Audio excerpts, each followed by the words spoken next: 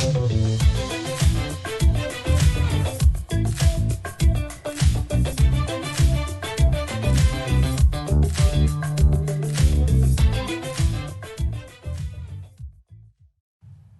and welcome to this virtual session. We're glad you can join us today. Before we get started, there's a few housekeeping items we'd like to go over with you now.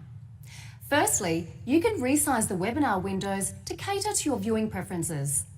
You can maximize, minimize, and drag the windows to your preferred viewing size. If you look at the bottom middle of your screen, you can click on the widgets that you'll need to get the most out of this virtual experience. Secondly, Microsoft specialists are on hand to answer your questions in real time. So feel free to type in your questions using the Q&A window and we'll answer them as soon as we can. Lastly, we've provided some additional resources for you to supplement your learning. You can access them by clicking on the links in this section. Without further ado, I'll hand over to our speakers. Welcome back to part 2 of the Azure Virtual Training Day for Data Fundamentals. So today we're going to take a look at Module 3, where we're going to explore some of the non-relational data services in Azure, and Module 4, where we're going to have a look at some of the data analytics solutions in Azure. Now, in Module 3, we're going to take a look at some of the non-relational data services in Azure, such as Azure Cosmos DB, Azure Storage Account. We're going to also have a look at how to provision and deploy those services in Azure, as well as how to query non-relational data in Azure. So let's get started with Module 3. Lesson 1, explore non-relational data offerings in Azure. So we'll start with Azure Table Storage. Now, Azure Table Storage implements the NoSQL key value model. So in this model, the data for an item is stored as a set of fields, and the item is identified by a unique key. Now, Azure Table Storage is a scalable key value store held in Azure. So you create a table using an Azure Storage account. In an Azure Table Storage table, items are referred to as rows, and the fields are known as columns. But don't let this terminology confuse you by thinking that it's the same as a table in a relational database, because Azure Table Storage allows you to store semi-structured data. So all rows in a table must have a key, but apart from that, the columns in each row can vary. So unlike the traditional relational databases, Azure Table Storage tables have no concept of relationships, store procedures, secondary indexes, or foreign keys. Now, data will usually be denormalized, with each row holding the entire data for a logical entity. So, for example, a table holding customer information might store the first name, last name, one or more of their telephone numbers and addresses for that customer. And the number of fields in each row can be different depending on, the number of telephone numbers or addresses that particular customer might have. Now, in the relational database, this information would be split across multiple rows in several tables. However, in an Azure Table Storage table, this isn't. So we're able to get much faster access to the details of a customer because all the data for that customer is available in a single row. So you don't have to perform any complex joins across tables and figuring out relationships between tables. Now, to help ensure even faster access, Azure Table Storage splits the table into partitions. And partitioning is a mechanism used to group related rows based on a common partition key. So the rows that share the same partition key will be stored together. Now, the key in Azure Table Storage table is that there is 2 elements you need to be aware of. So there's a partition key, which identifies the partition that contains the row, and the row key, which uniquely identifies each row in the same partition. And items in the same partition are stored in the same row key order. Azure Table Storage is commonly used for storing terabytes of structured data capable of serving web scale applications. So some of these might be, for example, product catalogs for an e-commerce website or application, customer information where the data can be quickly identified and ordered by a composite key. So in the case of the product catalog, the partition key could be the product category, so like footwear, for example, and the row key, which identifies a specific product in that category, could be something like mountain boots. Now, storing data sets without requiring those complex joins, foreign keys, or store procedures in this denormalized ways enables us to have much faster access to our data using Azure Table Storage, which means Azure Table Storage is perfect for things like IoT systems, where we need to capture data very, very quickly and store it immediately. And so we're talking about IoT device sensor data. You know, each device could have its own partition, and the data could then be ordered by the date and time which those sensor points were collected. Now, Azure Blob Storage is a service that enables you to store massive amounts of unstructured data, or blobs, in Azure. So just like Azure Table Storage, you would create a blob storage account under an Azure Storage account. Now, Azure currently supports 3 different types of blobs. So there is block blobs, page blobs, and append blobs. A block blob is handled as a set of blocks. So each block can vary in size up to 100 megabytes. A block blob can contain up to 50,000 blocks, giving you a maximum size of 4.7 terabytes. So the block blob is the smallest amount of data that can be read or written as an individual unit. And block blobs are used to store discrete, large binary objects that are changed very infrequently. Now, page blobs is organized as a collection of fixed size 512 bytes of pages. And so a page blob is optimized to store random read and write operations. You can fetch and store data for a single page if you need it. A page blob can hold up to 8 terabytes of data. And so Azure actually uses page blob to implement the virtual disk storage for Azure virtual machines. An append blob is essentially a block blob, but optimized to support append operations. So you can add blocks to the end of an append blob. So updating or deleting existing blob isn't supported in append blobs, and each block can vary in size up to 4 megabytes. Now, the maximum size of an append blob is just over 195 gigabytes. Inside an Azure Storage account, for blob storage, you would typically create blobs inside containers. So a container provides a way for you to group related blobs together, and you can organize blobs in a hierarchy of folders, similar to the way that you would organize files on your file system or disk. And you can also control who gets to read and write the blobs inside the container, or who gets to read and write the container itself. Now, blob storage provides 3 access tiers to help you balance that access latency and storage costs. So the first being the hot tier, which is enabled by default. So you use this tier for blobs that are accessed frequently. So the blob data is stored on high performance media. The next tier is the cool tier. So this tier has lower performance and incurs reduced storage charges compared to the hot tier. So you use the cool tier for data that is accessed not as frequently. So it's commonly for newly created blobs that needs to be accessed initially quite frequently. So you store that in the hot tier, but as time passes, you don't need to access it as frequently.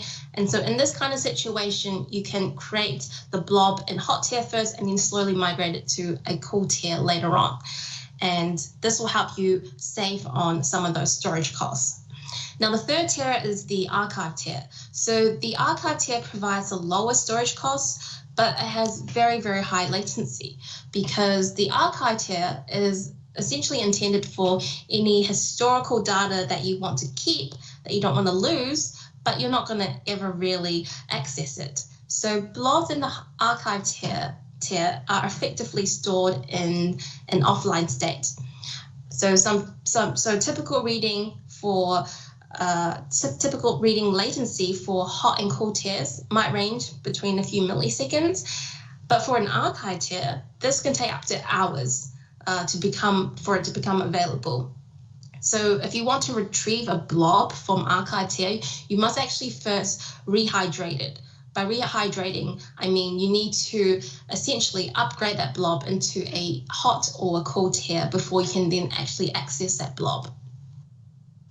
So some of the common use cases for Azure Blob Storage includes storing images or documents that you are maybe serving directly to a browser, storing files for distributed access, storing video and audio files that you want to stream, storing data for backup, restore, disaster recovery, or archiving purposes, and storing data that is used for analysis for both on-premises or cloud environments.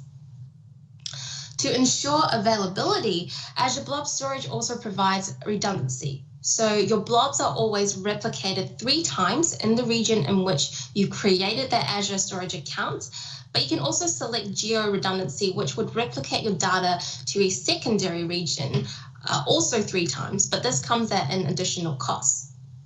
Now, other features that Azure Blob Storage supports includes versioning, so that you can maintain and restore earlier versions of a blob. There is also a feature called soft delete. So if you turn on soft delete, this will enable you to recover any blob that has been deleted or overridden or removed by accident or by mistake. There's also a feature called snapshots. So a snapshot is a read-only version of a blob at a particular point in time. And there's a feature called change feed. So the change feed for a blob provides an ordered read-only record of the updates made to a blob. So you can use the change feed to monitor changes and perform operations. Now, many on-premises systems comprising a network of in-house computers make use of file shares. So a file share enables you to store a file on one computer and grant access to that file to users and applications running on other computers. So this strategy works quite well for computers using the same local area network, but it doesn't scale as well for users who might be located at different sites or if that number of users increases. Now, Azure File Storage enables you to create file shares in the cloud in Azure, and you can then access these file shares virtually from anywhere as long as you have an internet connection. So Azure File Storage exposes file shares using the SMB 3.0 protocol, or the server message block protocol. This is the same file sharing protocol that's used by many existing file shares on premises. Now, that means what you can do is you can actually migrate your file shares to Azure, to the cloud, without having to modify a lot of your applications which access these file shares. So you can also control the access to these file shares in Azure File Storage through authentication and authorization services that's available through the Azure Active Directory domain services. Again, just like Blob Storage, you create an Azure File Storage within an Azure Storage account, and Azure File Storage enables you to share up to 100 terabytes of data in a single storage account. Once you've created your storage account, you can upload files to Azure File Storage either through the Azure portal, or you can use tools like the AZ copy utility. You can also use the Azure File Sync service to synchronize any of your local file shares up with the Azure File Storage. So Azure File Storage is a fully managed service. Your shared data is replicated locally within the region, but it can also be geo-replicated to a secondary region.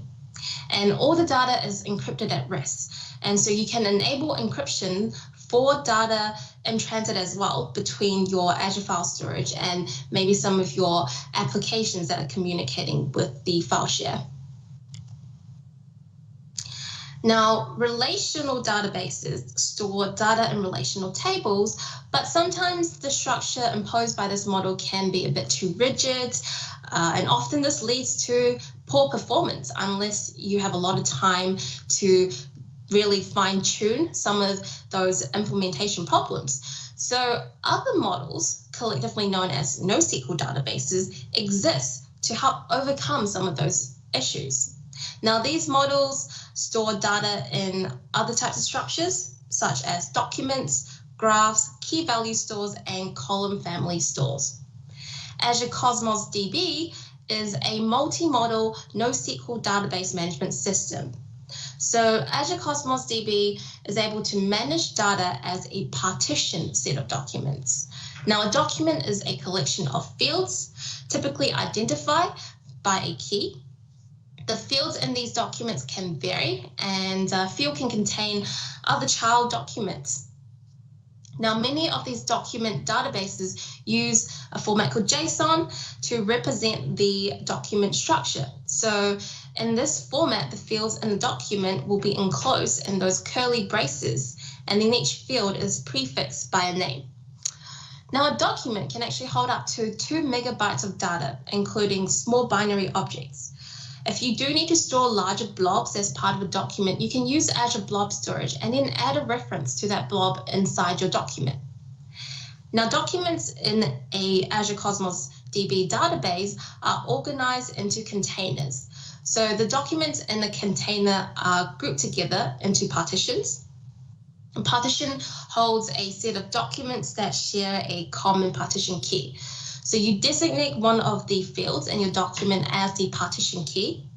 Now you need to select this partition key quite carefully because it will relate all your documents together. So this approach will help reduce the amount of I/O or input and output operations that a query might need to perform to retrieve a set of documents for a particular entity.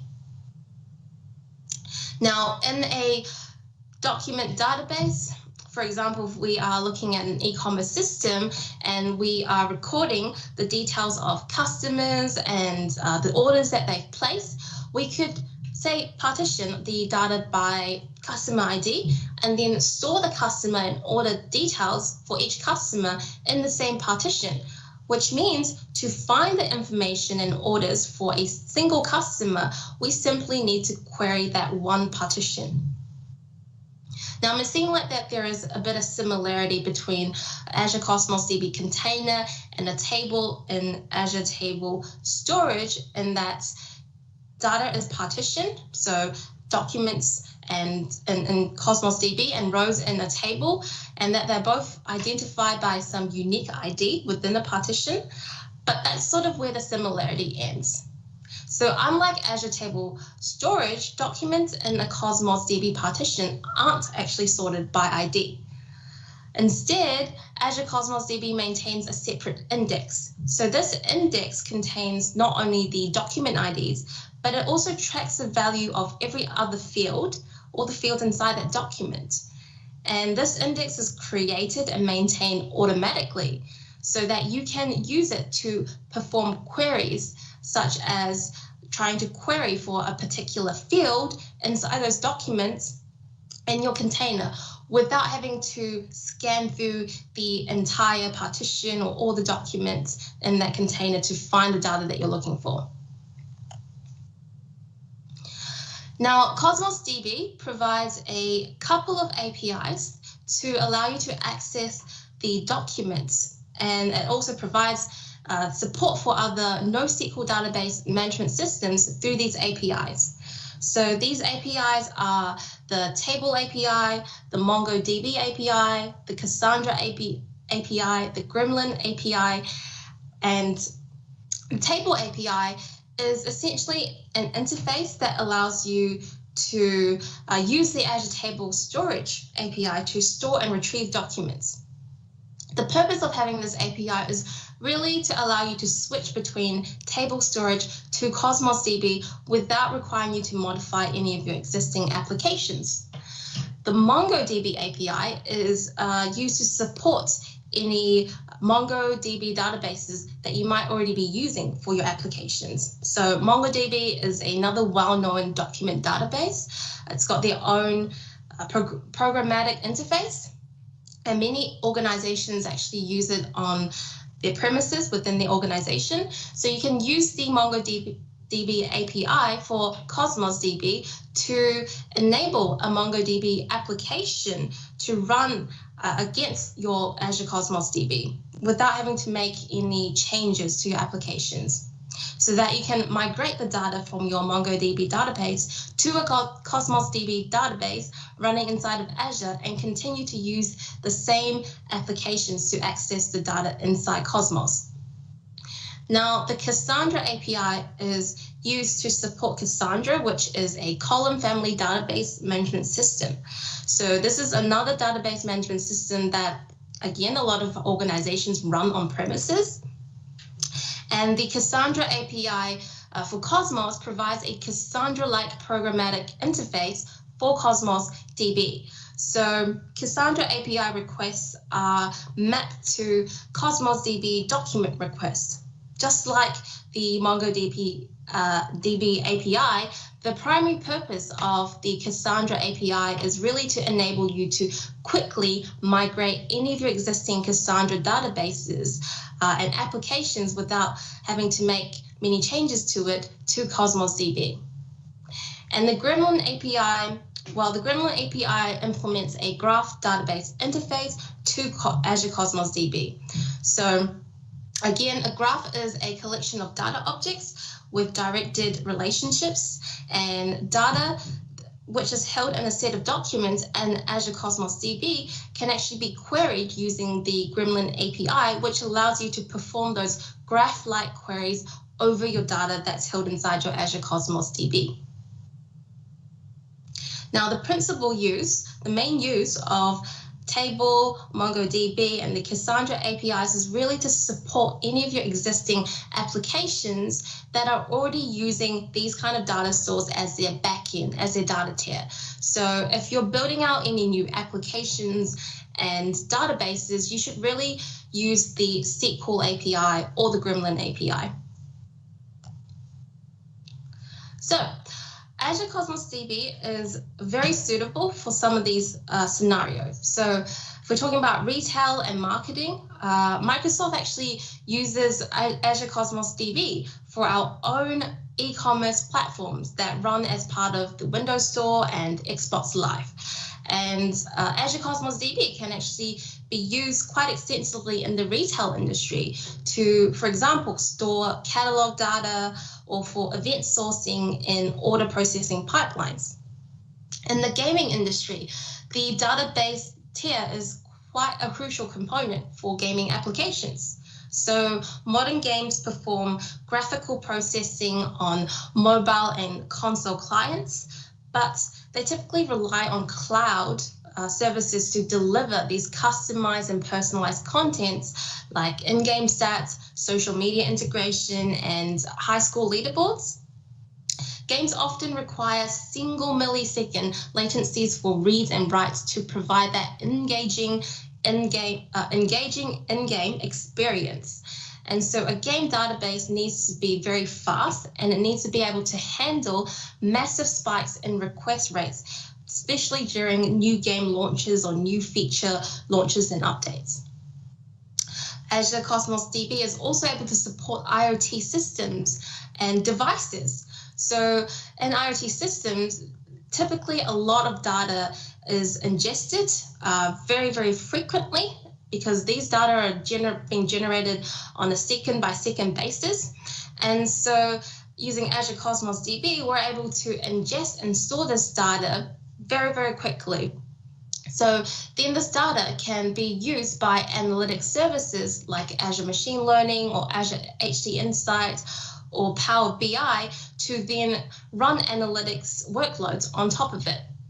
Additionally, you can also process the data in real time by triggering an Azure function to help filter and trigger and to process some of that data as well as it comes into your Azure Cosmos DB database. Lesson 2, explore provisioning and deploying non-relational data services in Azure. Now, there are a couple of ways we can provision Azure Cosmos DB. We can provision Azure Cosmos DB through the Azure portal, which we've already seen how we can do that with the Azure SQL database. So it's a similar approach using the Azure portal. We can also provision Azure Cosmos DB through the Azure command line interface or the Azure CLI. So typically you use the Azure CLI to execute CLI commands through either your command line prompt or through the Azure Cloud Shell. So CLI is suitable if you need to automate service creation. You can store CLI commands and scripts, and you can run these scripts programmatically. And CLI can actually run on Windows, Mac OS, and Linux computers. Azure PowerShell is also another way you can provision an Azure Cosmos DB. So if you're familiar with PowerShell, this is kind of the alternative to Azure CLI. So again, you can use PowerShell commands to script and automate tasks. You can also use PowerShell to create and manage Azure resources, just like CLI. And similar to CLI, it's also supported by Windows, Mac OS, and Linux. You can also use Azure Resource Manager templates or ARM templates to execute your deployments. Now, ARM templates is essentially a declaration of your infrastructure and its configuration and set up as code, so as JSON code. So this code that's formatted in JSON can then be used to deploy your Azure resources and provision your Azure resources like an Azure Cosmos DB. So let's take a look at how we can use the Azure portal to provision an Azure Cosmos DB database. So I'm on my Azure portal now, and I'm going to provision an Azure Cosmos DB account. Then I'm going to create a database inside the Azure Cosmos DB account. And then inside that database, I'm going to spin up a container for my documents. So again, I'm just going to look up Cosmos DB from my search bar. I'm going to click into it, and I'm going to go add. Now, I need to provide a couple of configuration details, just like the Azure SQL database that we set up earlier. So I'm going to start with the basics. I need to choose the subscription, which this Azure Cosmos DB will be deployed to. I also need to put it inside a resource group. So I'm going to look up the demo one that I set up earlier. Now, I also need to give my Azure Cosmos DB account a name. This name needs to be unique. So I'm just going to say Cosmos and enter some random numbers. The API section is where you can choose what kind of API queries we want to use against our Azure Cosmos DB databases. So if I open up this drop-down, we can see that the core SQL API is supported, the MongoDB API, Cassandra, Table Storage API, and the Gremlin one. So I'm going to just pick the core SQL API. Now I'm going to leave notebooks switched off. It's still in preview. And for location, this is where I'm going to pick which Azure region I want to deploy my Azure Cosmos DB databases to. So I'm going to go and find East US because that's what I've been provisioning all my services so far. And then in capacity mode, you get to pick between provision throughput and serverless. Now, the difference between the two is provision throughput is essentially dedicated resources for your Cosmos DB to run. Serverless is essentially resources that will be provisioned to you when you need it. And so it's not constantly dedicated to you. So if you've got very light workloads or you're doing dev test scenarios, you can use a serverless option. However, if we're talking about production workloads, you should really consider using the provisioned throughput option, because this will give you dedicated resources for your Cosmos DB databases. We can also apply a free tier discount to our Azure Cosmos DB account. Now, this free tier can only be enabled once per account per subscription, and you'll get 400 RUs per second and 5 gigabytes of storage for free.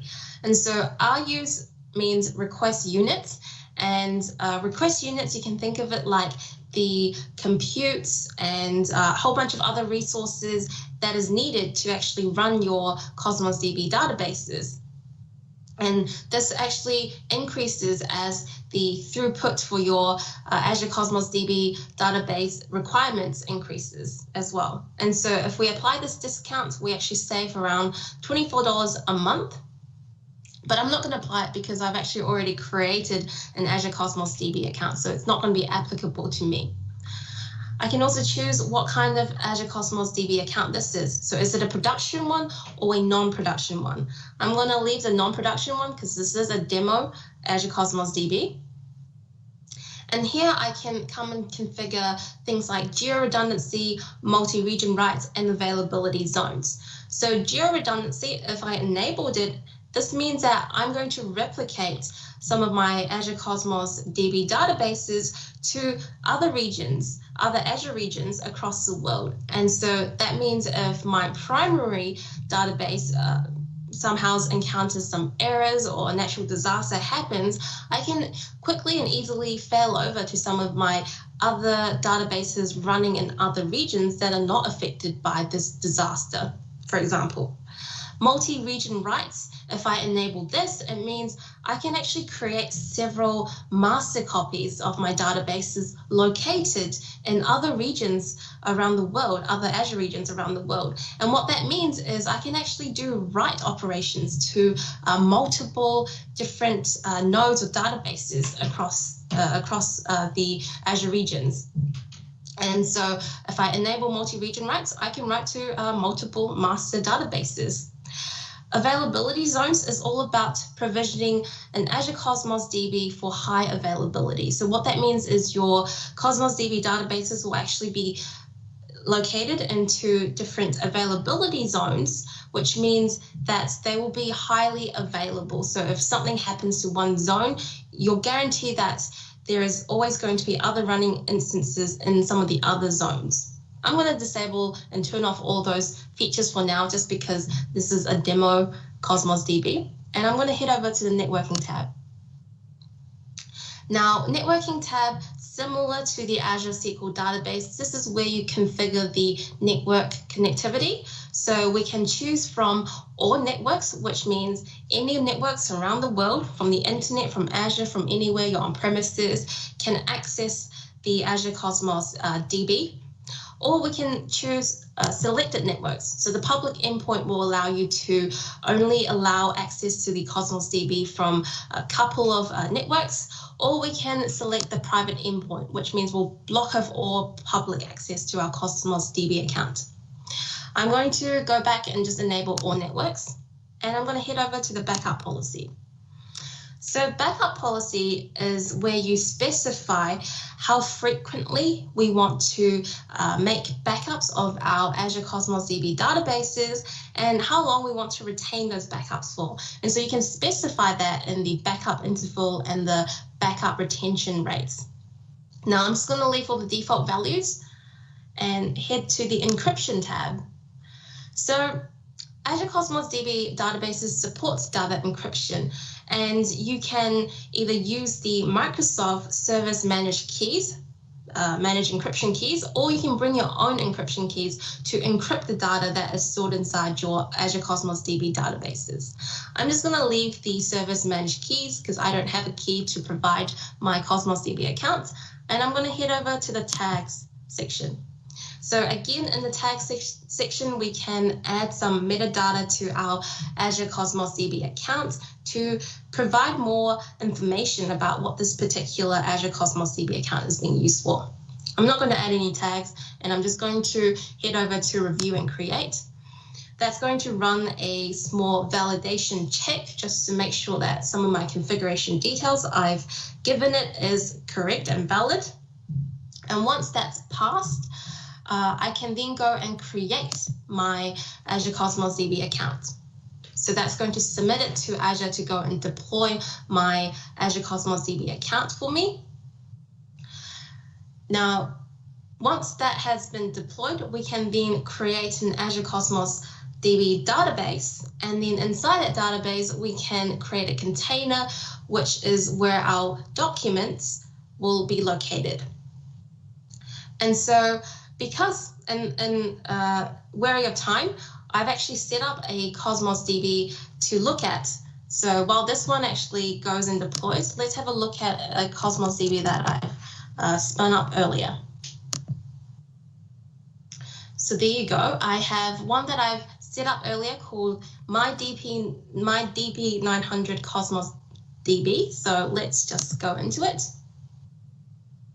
And again, on the overview page, we can see some of the credentials and details about this particular Azure Cosmos DB account. So I can see, for example, where the endpoint to access my this particular Azure Cosmos DB account is, the region that it's been hosted and deployed to, and a bunch of other details as well.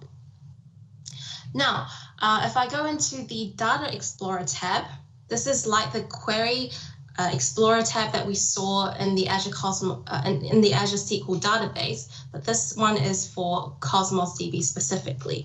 So if I head into the Data Explorer tab, I can directly create some Azure Cosmos DB databases and containers from the Data Explorer.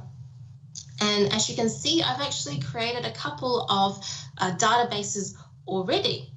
So I've got one called Demo Database, and I have one called Volcano. So if we drill down into the Demo Database one, I can see that I've already got a container inside this particular database. So this container is called Demo Volcano Data.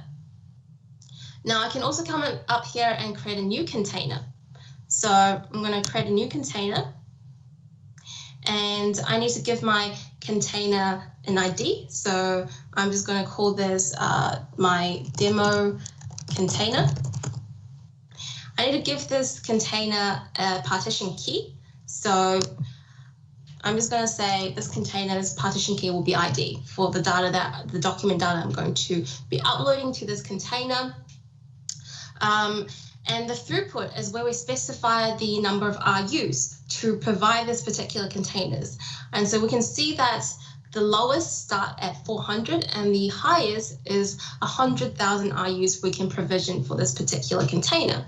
So you can choose between manual, which means if I specify 400 RUs will be provisioned to this container, or I can pick auto scale, which means the RUs allocated for this container will automatically scale depending on our workload needs. And so I'm actually going to turn that off and go back to the smallest one. I can also configure analytical store, so I'm just going to leave that off for now, and I'm going to click OK after that. And that's going to go and then create my container for me inside my Azure Cosmos DB database.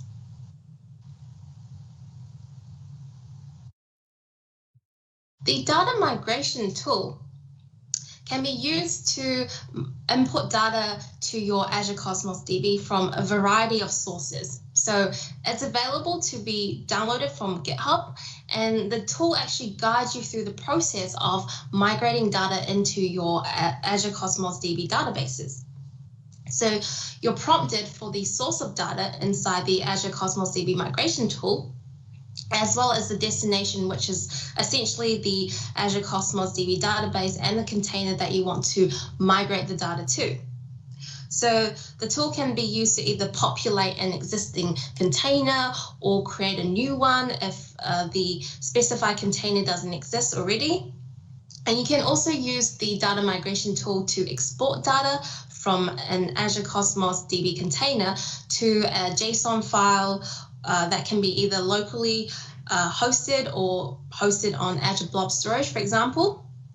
If you have a lot of data, the data migration tool can also make use of multiple concurrent threads to batch your data into chunks and then load those chunks in parallel. So let's take a look at how we can use the Azure Cosmos DB migration tool to load some data into the Azure Cosmos DB database that we just set up. So I've opened up the Azure Cosmos DB data migration tool, and this is what it looks like. I've downloaded this from GitHub, and I need to provide it a couple of information. So the source and the target information. So we come into source. Again, we can import from a couple of sources. So JSON files, MongoDB, SQL, CSV, and so on and so forth. Now I'm going to go and add a JSON file from my desktop. So I'm just going to go add files. I'm going to pick this particular Volcano data JSON file, and I'm just going to open that. Now I need to provide the target information, which is essentially my Azure Cosmos DB database to connect to and the container to import to. So I need to come and grab the Cosmos DB connection string, which means I need to go back to my Azure portal and find my Azure Cosmos DB that I set up to grab that connection string. So let's just go do that. So this is my Azure Cosmos DB account. I'm going to go into it, and I'm going to need to go and find that connection string to then be able to input into my target. So if I scroll down a little bit, and it's under keys, so I'm going to grab my connection string from keys. So if I scroll a little bit more, I can find the primary connection string. I'm just going to copy that. Now I'm going to head back to my data migration tool, and I'm just going to paste that into the connection string option. Now I also need to specify the database to connect to. So the database is, if I go back to my Azure Cosmos DB to find out the database name, I'm going to head into the Data Explorer, and I can see that it's called Demo Database. That's the one that I created earlier. So I'm just going to enter Demo Database into my data migration tool. And then I'm going to hit Verify. And this is going to check whether or not it can connect to my Azure Cosmos DB.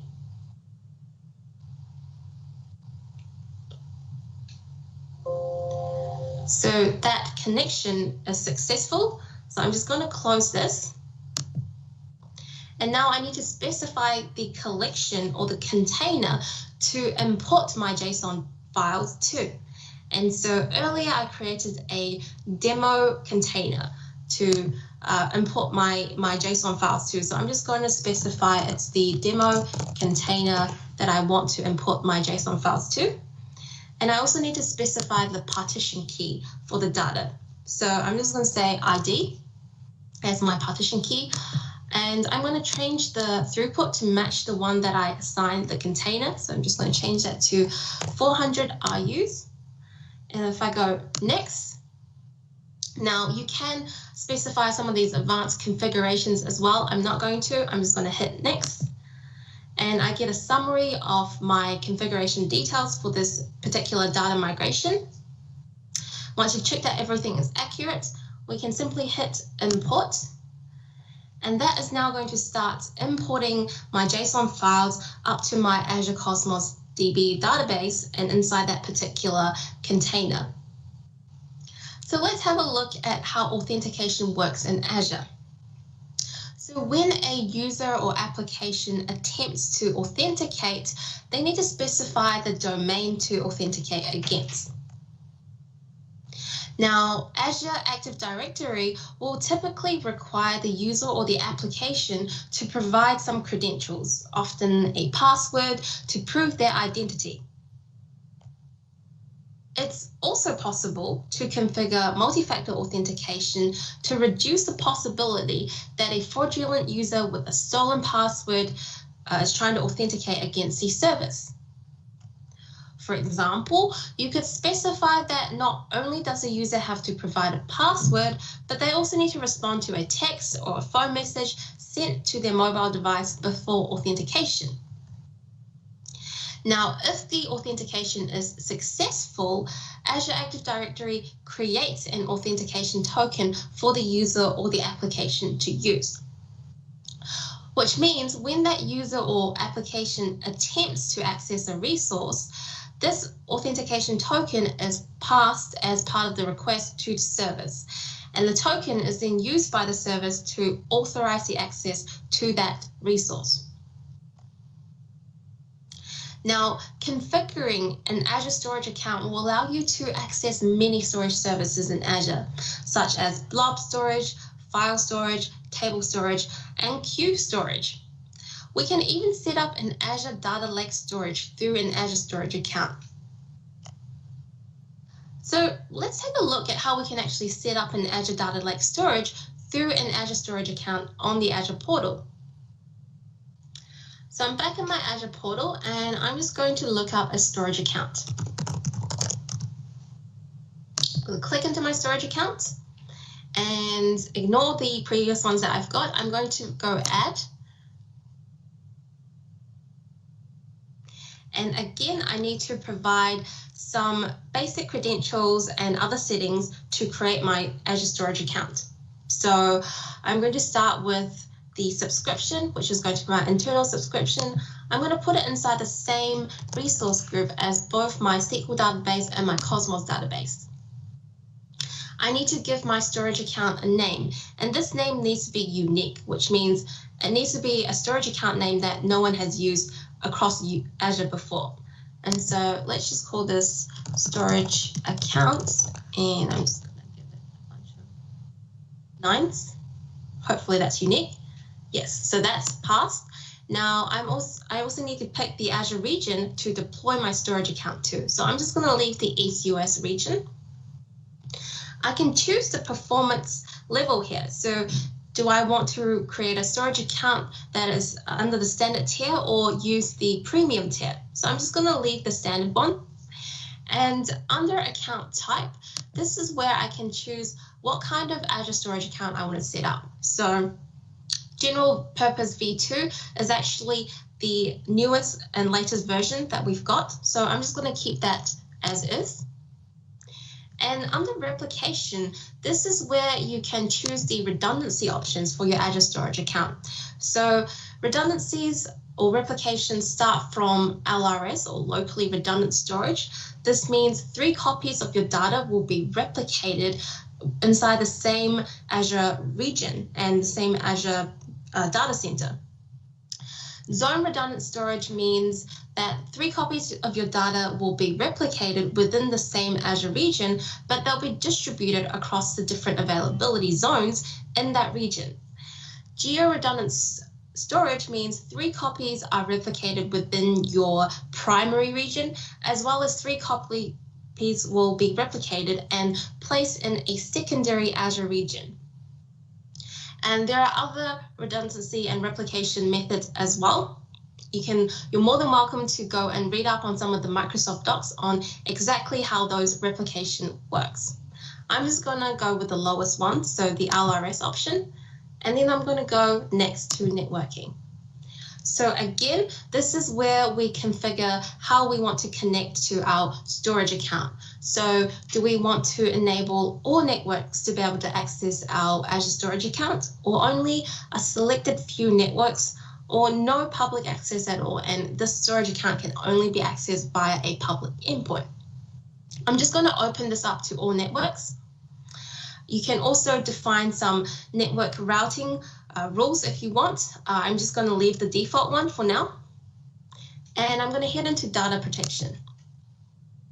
So data protection, we can do things like configure how we want to recover some of the data stored inside our storage account. So we can turn on point-in-time restores for containers. We can turn on soft delete for the blobs. We can turn on soft delete for file shares if we're using Azure File Storage. We can turn on versioning for the blobs, and we can turn on the change feed for the blobs as well. So I'm just not going to turn any of this on because this is a demo storage account, and I'm going to head into advanced. Now in advanced, we can configure some of our security settings. So do I want security transfer enabled? And I'm going to enable it. You can select the TLS version. So there is the option to pick from 1.0, 1.1 to 1.2. Just going to leave the default 1.2. And under blob storage, this is where you pick those tiers, those access tiers to your blob storage account. So if we enable public access, it means we can have public access to our blob storage accounts. And the access tier is where you choose whether the blob storage account will hold blobs under the hot tier or the cool tier. So I'm just going to leave these default configuration. Now, the data lake storage Gen 2 section is where we want to specify whether or not we want to create this storage accounts as a data lake storage. And so data lake storage is essentially an extension built on top of Azure Storage or Azure Blob Storage, so that there is a hierarchical file system that you need to define to store your blobs. And this is how you typically would set up a data lake in Azure. So I'm going to actually enable that because I want to set up that data lake storage. I can also come in here and I can set up my Azure file storage if I enable it. I can also set up tables and queue storage. I'm not going to do that for now, and I'm just going to go in next to tags. And again, we can add some metadata to describe exactly what type of a storage account this is. So for example, I can say this storage is a data lake, maybe. And then I'm just going to go into review and create. And it's going to run that validation check to see that I've passed all the right configurations. And once that validation test has checked out, I simply hit create. And that's going to then create my data lake storage for me. This concludes the first part of Module 3. So let's go take a 10-minute break, and then we'll come back and continue exploring non-relational data in Azure.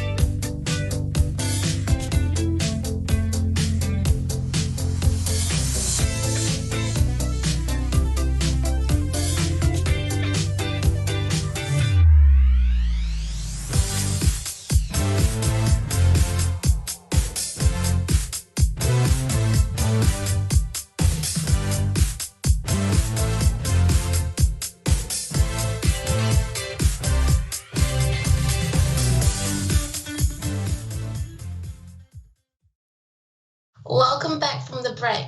So now we're going to take a look at how to query non-relational data in Azure. So let's continue with Module 3. Lesson 3, Manage non-relational data stores in Azure. So when an application writes data, the change is recorded by one server and then propagated to the other servers in the cluster asynchronously. While this strategy helps to minimize latency, it can lead to inconsistencies in the data. For example, application 1 might make changes to a document, and then application 2 reads the same document. But if the application 2 retrieves the data from a different server in the cluster than what application 1 used to write to, there will be a small window of opportunity during which application 2 might see some of the old data. Now, this issue doesn't just arise from multiple applications. Inconsistencies can occur in a single application if a write is directed towards one server in the cluster. But a subsequent read operation is performed against a different server. Now, in Azure Cosmos DB, there are a couple of options that allows you to specify how inconsistencies should be handled. And these options are eventual, consistent prefix, session, bounded staleness, and strong. With eventual, this option is the least consistent. It's based on the situation that we've just described. So changes won't be lost. They'll appear eventually, but they might not appear immediately. Additionally, if an application makes several changes, some of these changes might be immediately visible, but others might be delayed. So the changes could appear out of order. With the consistent prefix option, this option ensures that changes will appear in order, although there may be a bit of a delay before they become visible. And in this period, an application might actually see some of the old data. With the session option, if an application makes a number of changes, they'll all be visible to the application and in order. Other applications may see some of the old data, although any changes will appear in order as they did for consistent prefix. Now, this form of consistency is also sometimes known as read your own write. Bounded staleness is where there's a lag between writing and then reading the updated data. So you typically specify this staleness as a period of time or a sort of window or number of previous versions where this data may be inconsistent. And then with the strong option, this is where all writes are only visible to the clients after the changes have been confirmed successfully written to all the replicas.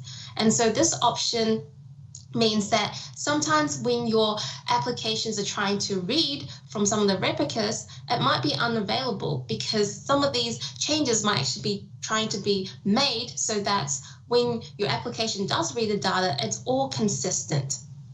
And so eventual consistency provides the lowest latency and the least consistency, while strong consistency results in the highest latency, but it also provides the greatest consistency.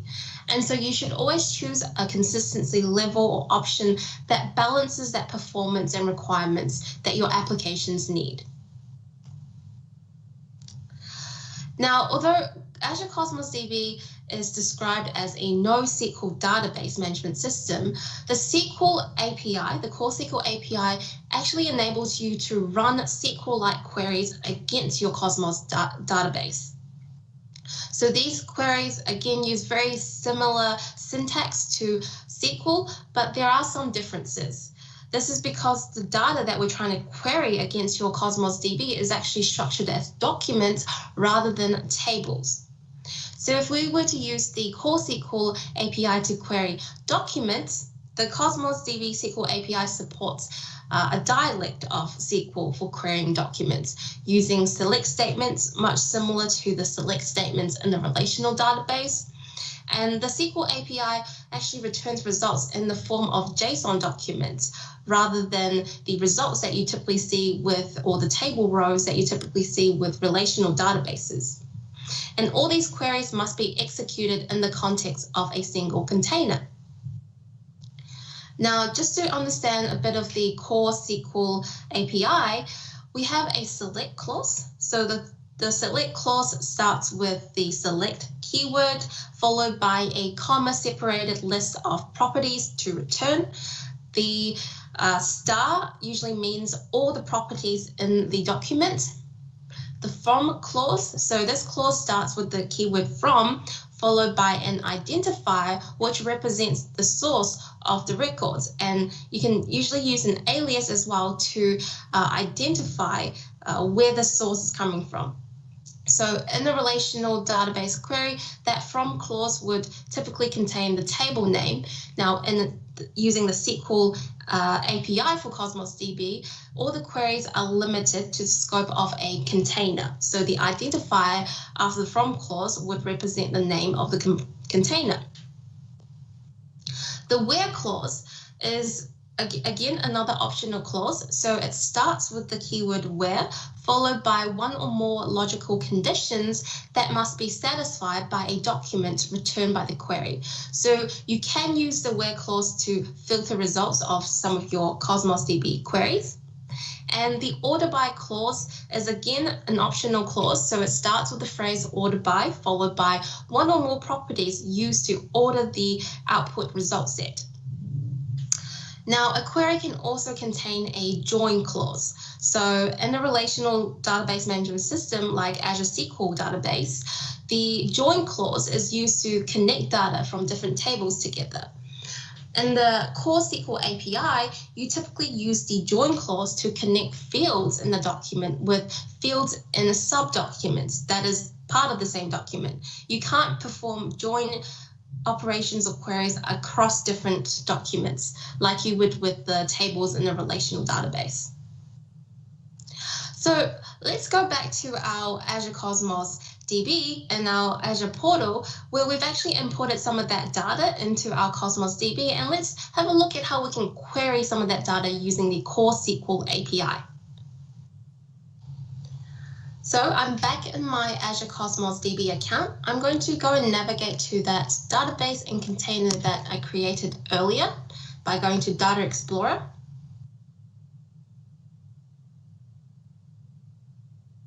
Now this is going to open up some of the databases that I've created. So the demo database, if I open that up, there's my demo container that I created earlier. So I can come in here and hover over these three buttons, and I'm just going to click and go create a new SQL query.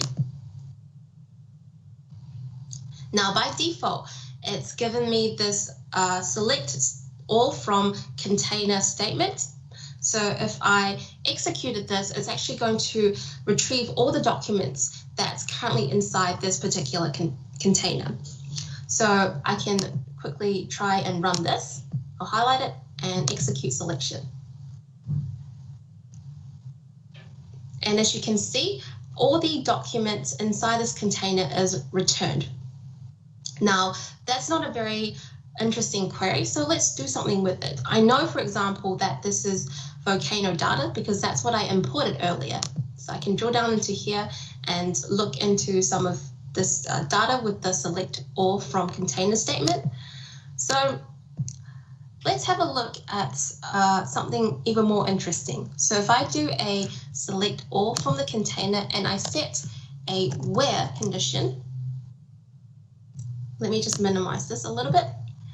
I've set a where condition, and I know that by looking at this data, there are some fields in my document. So there's a field, for example, like country. So if I wanted to say, for example, specify the country field to be, let's say, Japan.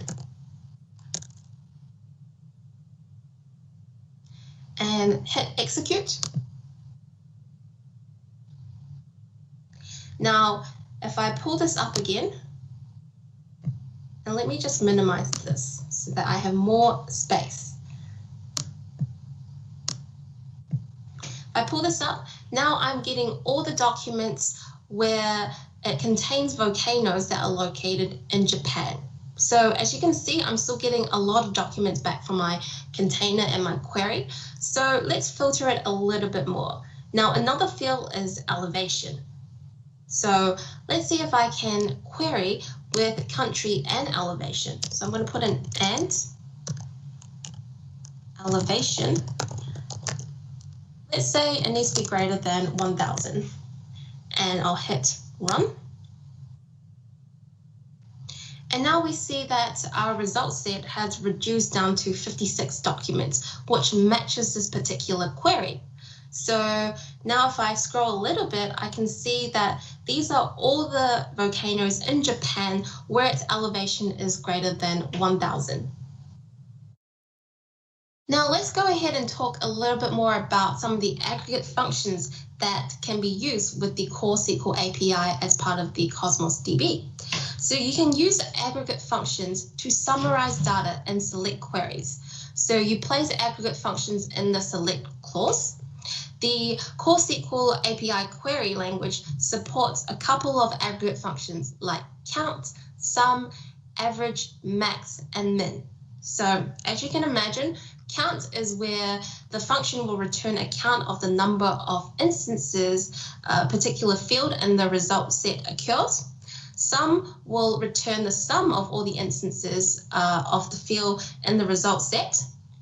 Average will return the mean value of all the instances of the field in the result set. So the values typically are numeric. And max and min will typically return either the maximum value of the field or the minimum value of the field from the result set.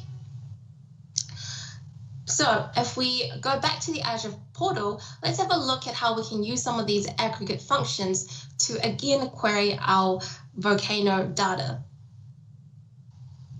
So I'm back in my Data Explorer, and now let's use some of those aggregate functions to query our container.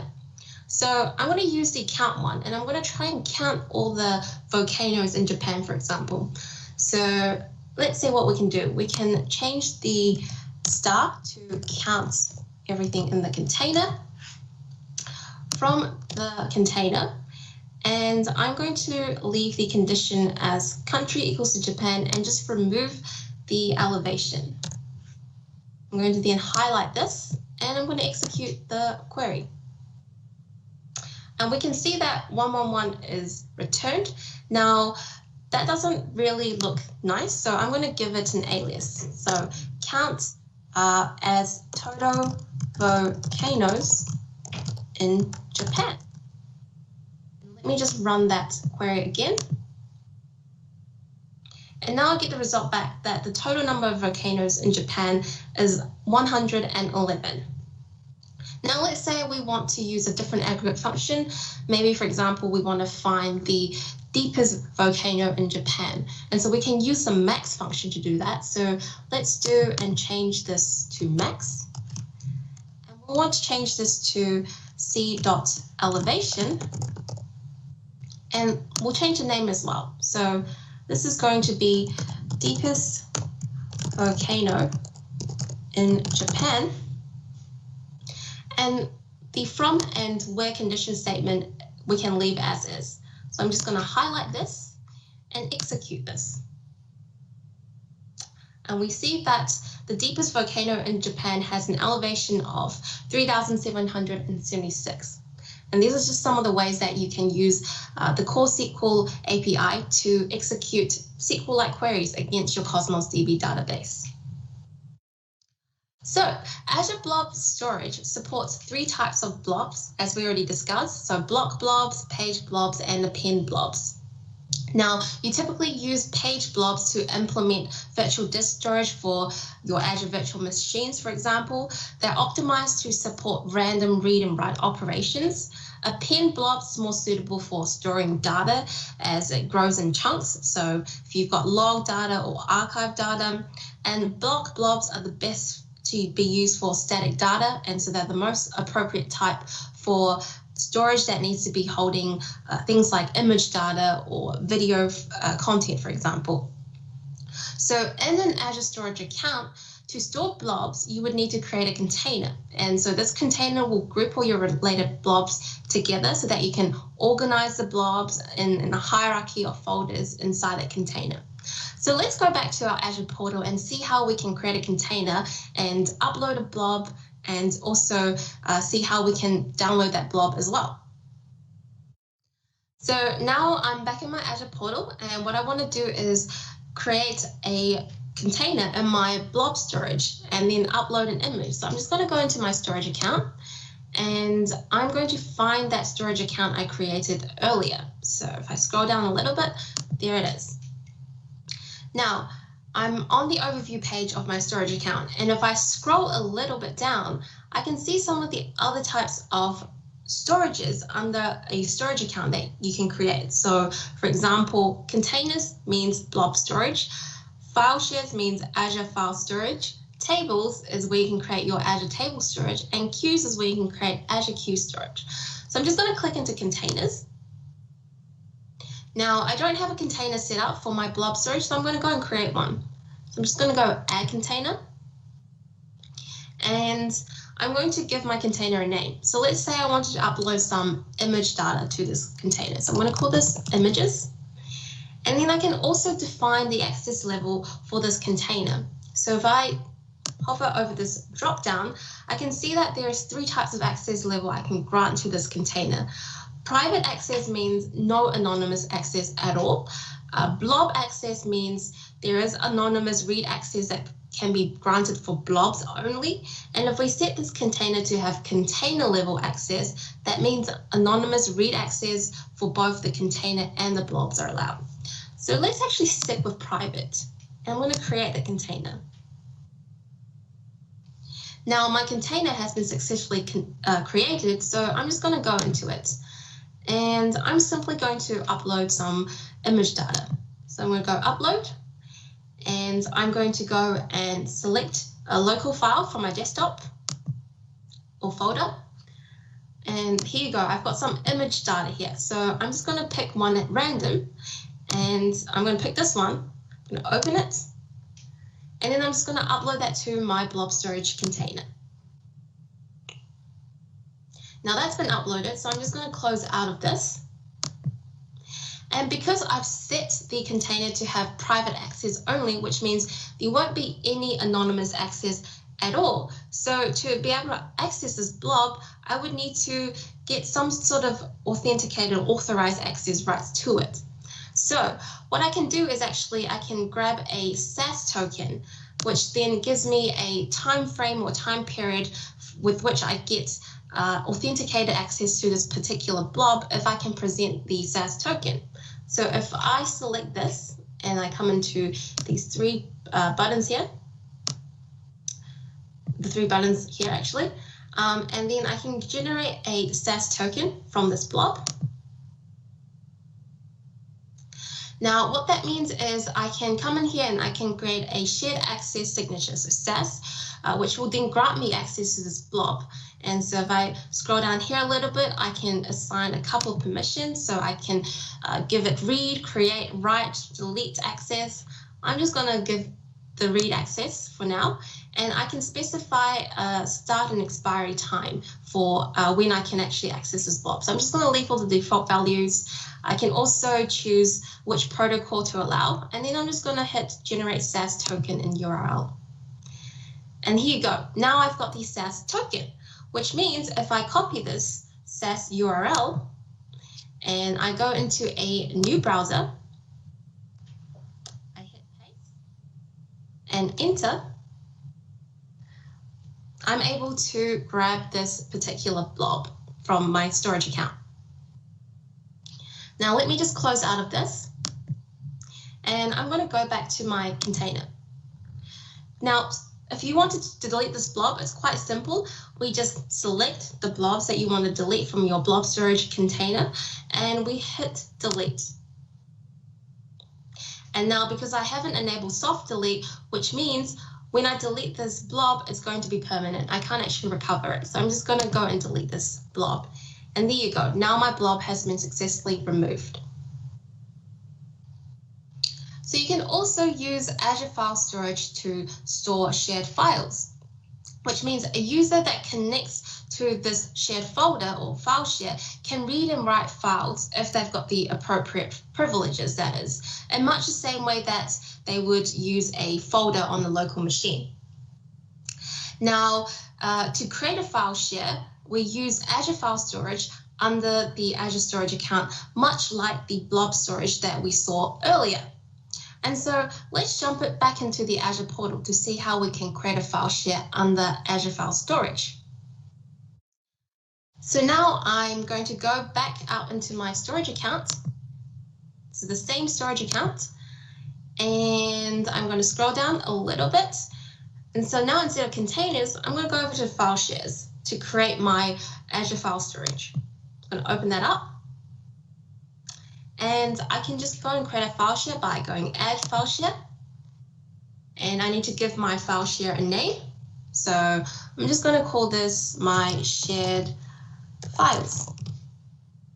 Now, I also need to allocate a quota to this file share. So I'm just going to say 1 gigabyte. And I can also select the tiers for this file share. So are the files going to be kept in the cool, hot, or transaction optimized tier, or premium tier?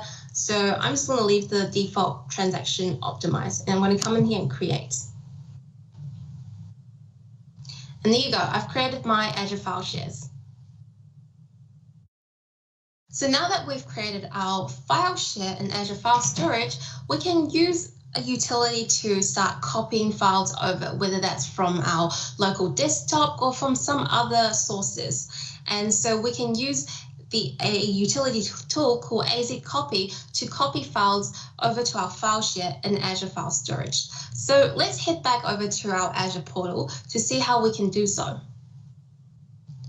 So now I'm back in my Azure portal and I've created that file share earlier. So if I scroll down here and have a look, here is my file share called share files that I created earlier. So now what I want to do is I want to generate another SAS or shared access signature token to be able to access that file share so that I can start copying files over. So I'm just going to allow access to files. I'm going to turn all this off, and the resource type, I'm just going to select all of them. Now for this, I can select a couple of permissions. I'm just going to leave the default one that's already chosen for me. And you can configure the start and expiry date time, but I'm just going to leave the ones as is. And then I'm going to generate that SAS and connection key. And now here you go. I've got my file service SAS URL that I can then copy. And now how I'm going to copy over files is I'm actually going to use the Azure Cloud Shell, which contains the AZ Copy utility that I can use to copy files over to my file share. So to access the Azure Cloud Shell, I simply need to open up the Azure Cloud Shell from here. Now with the Azure Cloud Shell, it supports both Azure CLI commands as well as Azure PowerShell commands, and you can actually toggle that by changing it over here. But I'm already in the Bash one or the Azure CLI one, so I'm just going to continue using this. Now I need to first upload a file to my Cloud Shell to then copy over to my file share. So I'm going to come into here and I'm just going to upload an image from one of the ones that I've got earlier. So I'm just going to pick the one next to the one that I've already used before, and I'm going to open this one up. Okay, so now I just need to execute the AZ Copy utility to copy over this file that is currently sitting in my Azure Cloud Shell over to my file share. So I'm just going to execute AZ Copy. I'm going to copy over that file, which I've forgotten the name of. So I'm just going to go into my upload files and I'm going to have a look at the name for it. So it's called Windows 1.0 WebP. So let me just put that in.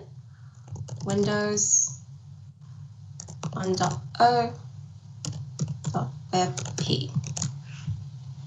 And let me just double check that. So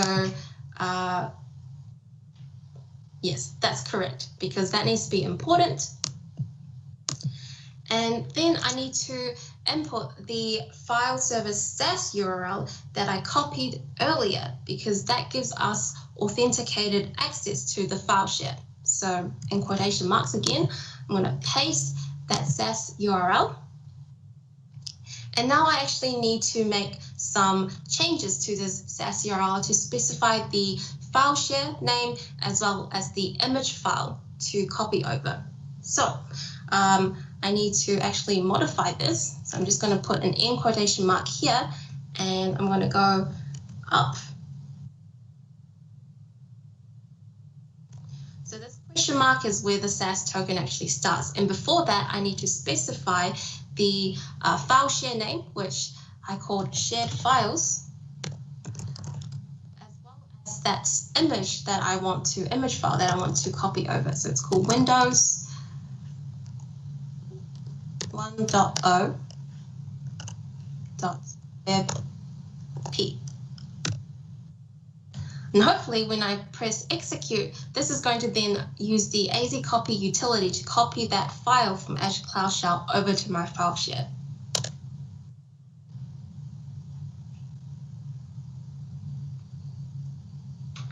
And now it says the job has been completed. So if I close out of my Azure Cloud Shell, I go back to my file share.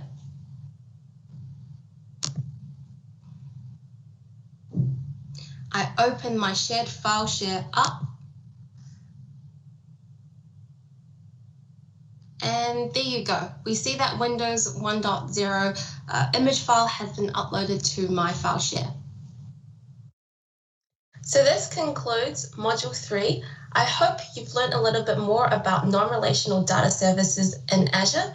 So let's go take a 10-minute break. And after the break, we're going to start exploring Module 4.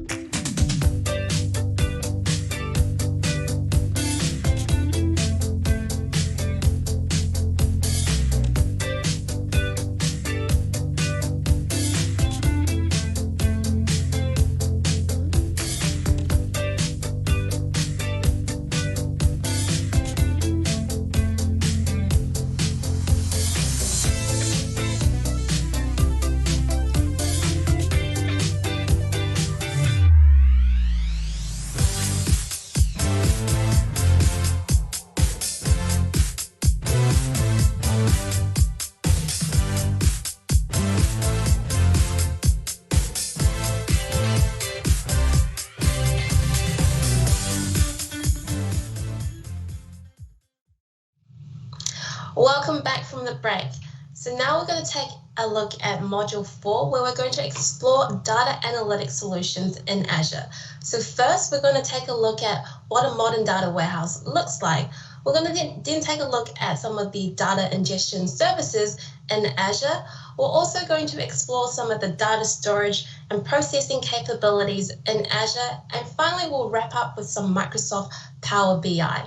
So let's get started with Module 4. Lesson 1. Examine components of a modern data warehouse. So the data from relational and non-relational services is retrieved and formatted by using Azure Data Factory. This process is known as ingestion. The formatted data is then written to Azure Data Lake Storage. Now, Azure Data Lake Storage enables you to store large volumes of data quickly and easily prior to analyzing it. At this point, the data can proceed down two paths. So the data is converted into a normalized format suitable for analysis and can be stored into Azure Synapse Analytics services. Alternatively, you can use Azure Databricks to perform other forms of data preparation. For example, you might need to perform additional data transformations or cleaning to remove anomalies and generally tidy up the data set. You can then store the clean data using Synapse Analytics if you require it. Now, Azure Synapse Services acts as a hub holding this cleaned business data. You can then perform a detailed analysis of the analytics that the data has been cleaned and processed into using Azure Analysis Services. So Azure Analysis Services enables you to dig deeper into the data and generate insights from the information it contains. Then Microsoft Power BI can take this information and use it to generate graphs, charts, and reports. And Power BI can also run ad hoc queries against the data processed by Databricks. Now, a modern data warehouse might contain a mixture of relational and non-relational data, including files, social media streams, and Internet of Things or IoT sensor data. Azure provides a collection of services you can then use to build a data warehouse solution, including Azure Data Factory, Azure Data Lake Storage, Azure Databricks, Azure Synapse Analytics, and Azure Analysis Services. And you can also use tools like Power BI to analyze and visualize the data, generating reports, charts, and dashboards. Now, a typical large-scale business requires a combination of up-to-the-second data and historical information. So the up-to-the-second data might be used to help monitor real-time critical manufacturing processes, for example, where an instant decision is needed to be made.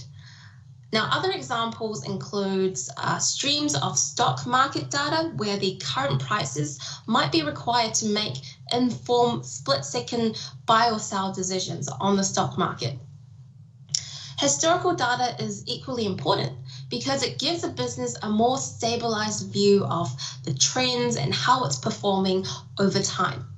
So, for example, a manufacturing organization might require information about the volume of sales by product across a month or a quarter or a year to determine whether to continue producing certain items, whether to increase or decrease production according to seasonal fluctuations and all that kind of stuff. So historical data can be used to generate insights to help make those business decisions. Now, historical data are generally batch processed at regular intervals. So they could be based on live sales data that might be captured through a continuous stream, and then we capture them into batches and then submit it to a batch shop to be processed one batch at a time or multiple batches at a time. Now, any modern data warehouse solutions must also be able to provide access to streams of raw data and the processed information that is derived from this raw data. Azure Data Factory is a data integration service. So the main purpose of Azure Data Factory is to retrieve data from one or more data sources, convert it into a format that you can then process. So the data sources might contain data in various formats and types. So it could contain a lot of noise that you need to first filter out. So using Azure Data Factory, you can extract out and filter out some of those data so that you can keep the relevant and interesting data and throw out the rest. Now, even the interesting data might not be in a suitable format for processing by some of your other services in your data warehouse solution. And so typically you need to also transform it.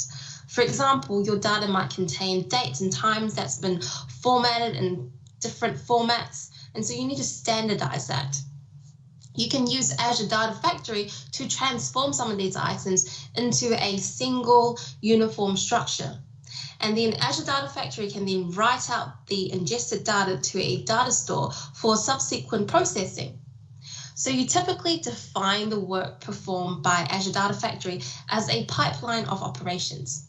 And this pipeline can run continuously or as data is received from a data source. So you can create these pipelines using the graphical user interface inside Azure Data Factory, or you can write your own code.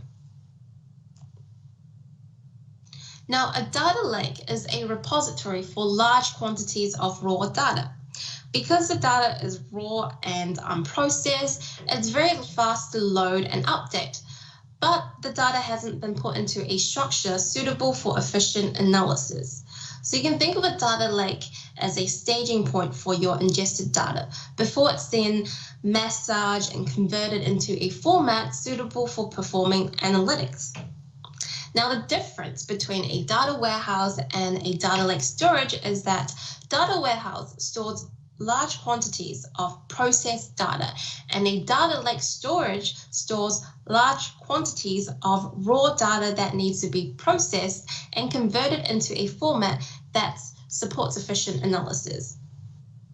Now, Azure Data Lake Storage combines that hierarchical directory structure and file systems of a traditional file system that you might be familiar with the security and scalability features provided by Azure.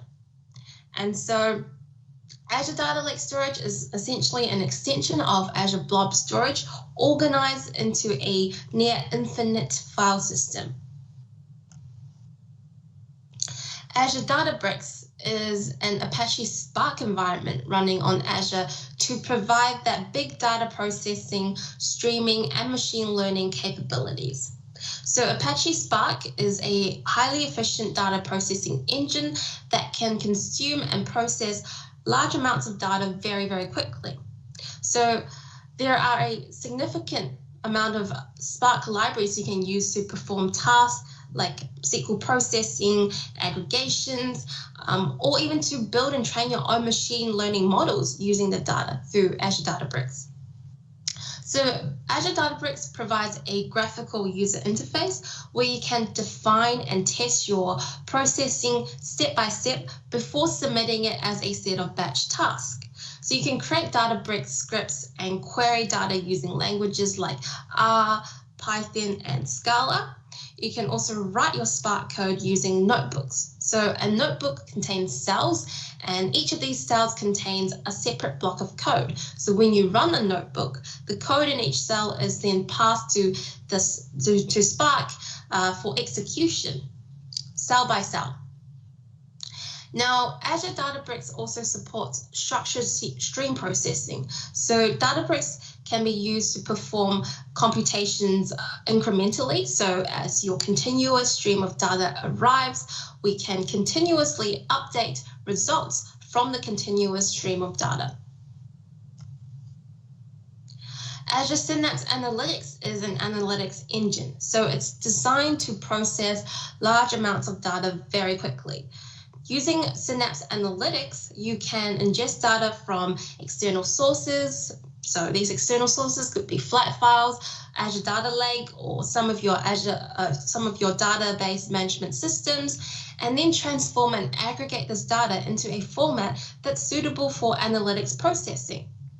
You can then perform very complex queries over this data and then generate reports, graphs, and charts from the results. Now, reading and transforming data from an external source can take a lot of resources, which is why Azure Synapse Analytics enables you to store the data that you have written and process it locally within the service. So this approach enables you to repeatedly query the same data without the overhead of fetching and converting it each time. So you can also use this data as input to then further your analytical processing using Azure Analysis Services. Azure Analysis Services leverages a massively parallel processing architecture. So this architecture includes control nodes, and it enables you to build tabular models to support your online analytical processing queries. So you can combine data from multiple sources like Azure SQL Database, Azure Synapse Analytics, Azure Data Lake Storage, Azure Cosmos DB, and many other more. And then you can use these data sources to build models that incorporate your business knowledge. So a model is essentially a set of queries and expressions that retrieve data from the various data sources, and that can be then used to generate results. So the results can then be cached in memory for later use, or they can be calculated dynamically or directly from the underlying data sources. Now, Analysis Services includes a graphical designer to help you connect data sources together and define queries that combine, filter, and aggregate data. So you can explore this data from within Analysis Services, or you can use tools like Microsoft Power BI to help visualize the data presented by these models. So Azure Analysis Services has a bit of overlap with Azure Synapse Analytics, but it's actually more suited for processing data on a much smaller scale. So typically we use Azure Analysis Services for small volumes of data, so a couple of terabytes, for example. We also use Azure Analysis Services to correlate multiple sources. It supports high read concurrency so that you can have thousands of users connect to it at the same time. It also supports detailed analysis so that you can really drill into your data or use functions from Power BI to be able to get that detailed insight into your data. You can also create very rapid dashboards from your data using Azure Analysis Services. So a lot of scenarios actually benefit from combining the use of Synapse Analytics and Analysis Services together. So let's say you've got a large amount of ingested data that require pre-processing. So typically you would use Synapse Analytics to read this data, manipulate it into a model that contains the business information rather than the large amount of raw data. And then you can use Analysis Services to really investigate and get insights and drill down into some of these business models and information. Now, the scalability of Synapse Analytics also gives Synapse the ability to process, terabytes of data into smaller, succinct data sets that summarizes and aggregates a lot of this data, then which you can use Azure Analysis Services to then perform that detailed interrogation of this information, and then you can visualize the results through Power BI. So Azure HC Insight is a big data processing service that provides a platform for technologies such as Spark in an Azure environment. So HC Insight implements a cluster model that distributes processing across a set of computers. And this model is similar to the one used by Synapse Analytics, except the nodes are running Spark processing engine rather than Azure SQL Database. So you can use Azure HT Insight in conjunction with Azure Synapse Analytics. So as well as Spark, HT Insight also supports streaming technologies like Apache Kafka and Apache Hadoop. So Hadoop is an open source framework that breaks large data processing problems down into smaller chunks and distributes them across a cluster of servers, sort of in a similar way that Synapse Analytics operates. Now, Azure HT Insight also supports Apache Hive, which is a SQL-like query facility that you can use within an HT Insight cluster to examine the data that's held in different formats. And then you can use it to create, load, and query external tables in a similar way that you would use Polybase in Azure Synapse Analytics. Lesson 2, explore data ingestion in Azure. So data ingestion is typically the first part of any data warehousing solution.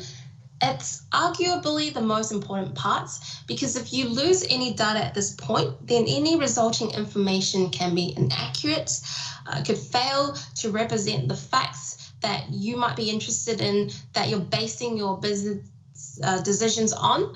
And so in the big data system, data ingestion has to be fast enough so that you can capture almost all the data that might be relevant and that's heading your way. And so you also need enough compute power to be able to process this data in a timely manner.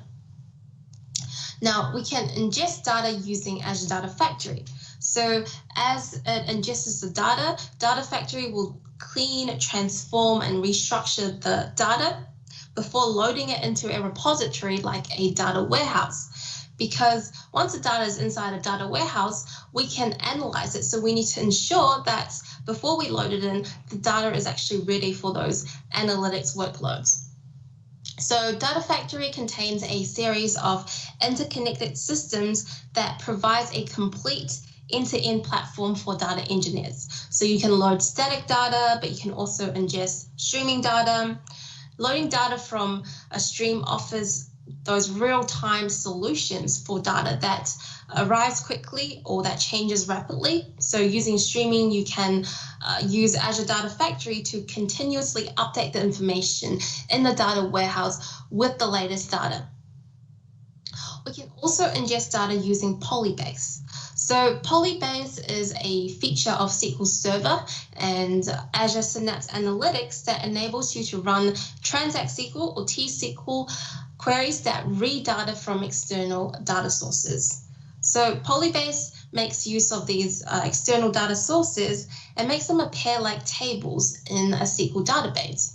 So using Polybase, we can read data managed by Hadoop, by Spark, by Azure Blob Storage, and other database systems like Cosmos DB, Oracle, Teradata, and MongoDB. Polybase also enables you to transfer data from an external data source into a table, as well as copy data from an external data source in Azure Synapse Analytics or SQL Server.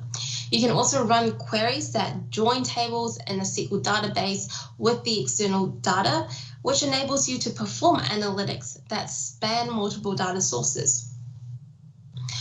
We can also ingest data using SQL Server Integration Services. So SQL Server Integration Services, or SSIS, is a platform for building enterprise-level data integration and data transformation solutions. You can use SSIS to solve complex business problems by copying or downloading files, loading data warehouses, cleaning and mining data, and managing SQL database objects and data. Now, SSIS is actually part of Microsoft SQL Server. And so with SSIS, we can extract and transform data from a variety of data sources, such as XML data files, flat files, relational data sources, and then load the data into one or more destinations. You can use the graphical tool that's provided by SSIS to create these solutions without having to write a single line of code.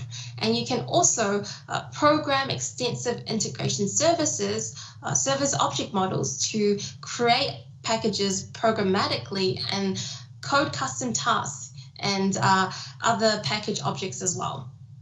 So SSIS is typically used as an on-premises utility. However, you can also use Azure Data Factory to run your existing SSIS packages as part of the Data Factory pipeline in Azure. And so this allows you to quickly get started on building your Azure Data Factory pipelines using your existing SSIS packages without having to rewrite some of that transformation logic. Now, Azure Data Factory uses a number of different resources like linked services, data sets, and pipelines. So with linked services, Data Factory moves data from a data source to a destination. So a linked service provides the information needed for Data Factory to connect to a source or a destination. For example, you can use Azure Blob Storage link service to connect the storage account to Data Factory, or the Azure SQL Database link service to connect to a SQL database. A pipeline is a logical grouping of activities that together perform a task. And so the activities in the pipeline define actions to perform on your data. For example, you might use the copy activity to transform data from a source dataset to a destination dataset. You could also include activities that transform the data as it is being transferred, or you might combine the data from multiple sources together. So pipelines don't have to be linear. You can include logic activities that repeatedly perform a series of tasks while some condition is true, using, for example, a for each activity, or follow different processing paths depending on the outcome of previous processing outcome, using an if condition activity. You can run a pipeline manually, or you can arrange it to be run later on using a trigger. A trigger enables you to schedule a pipeline to occur accordingly to a planned schedule. So say, for example, we can trigger a pipeline to run every Saturday night or at repeated intervals. So we can also trigger a pipeline to run every minute or every hour, or when an event occurs. So for example, when a file gets landed into Azure Data Lake Storage, or a blob gets deleted from Azure Blob Storage.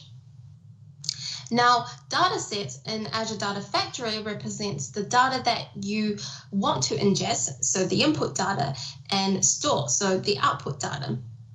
If your data has a structure, a data set specifies how the data is structured. So not all data sets are structured. Blobs held in Azure Blob Storage, for example, are unstructured data.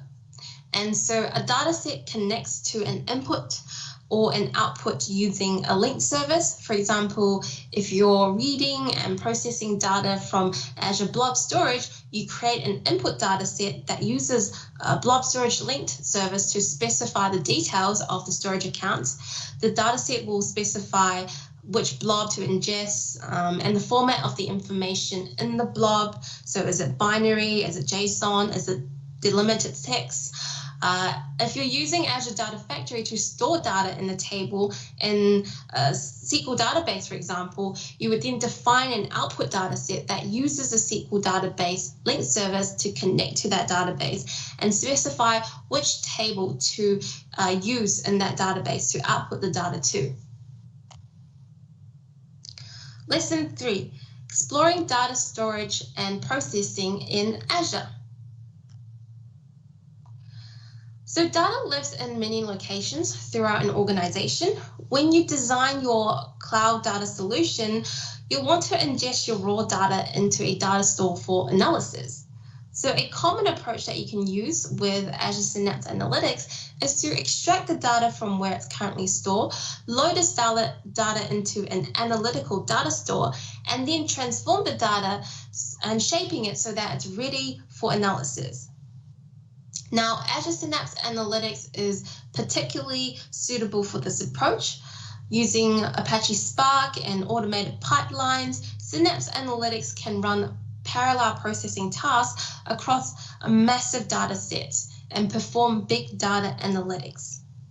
Remember, the term big data here refers to data that is too large or too complex for traditional database systems.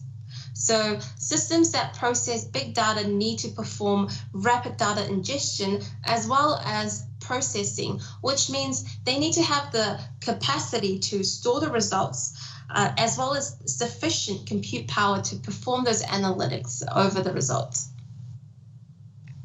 Now, Azure Databricks, as I mentioned, is an analytics platform that's been optimized for Azure. So Azure Databricks was actually designed by some of the founders of Apache Spark.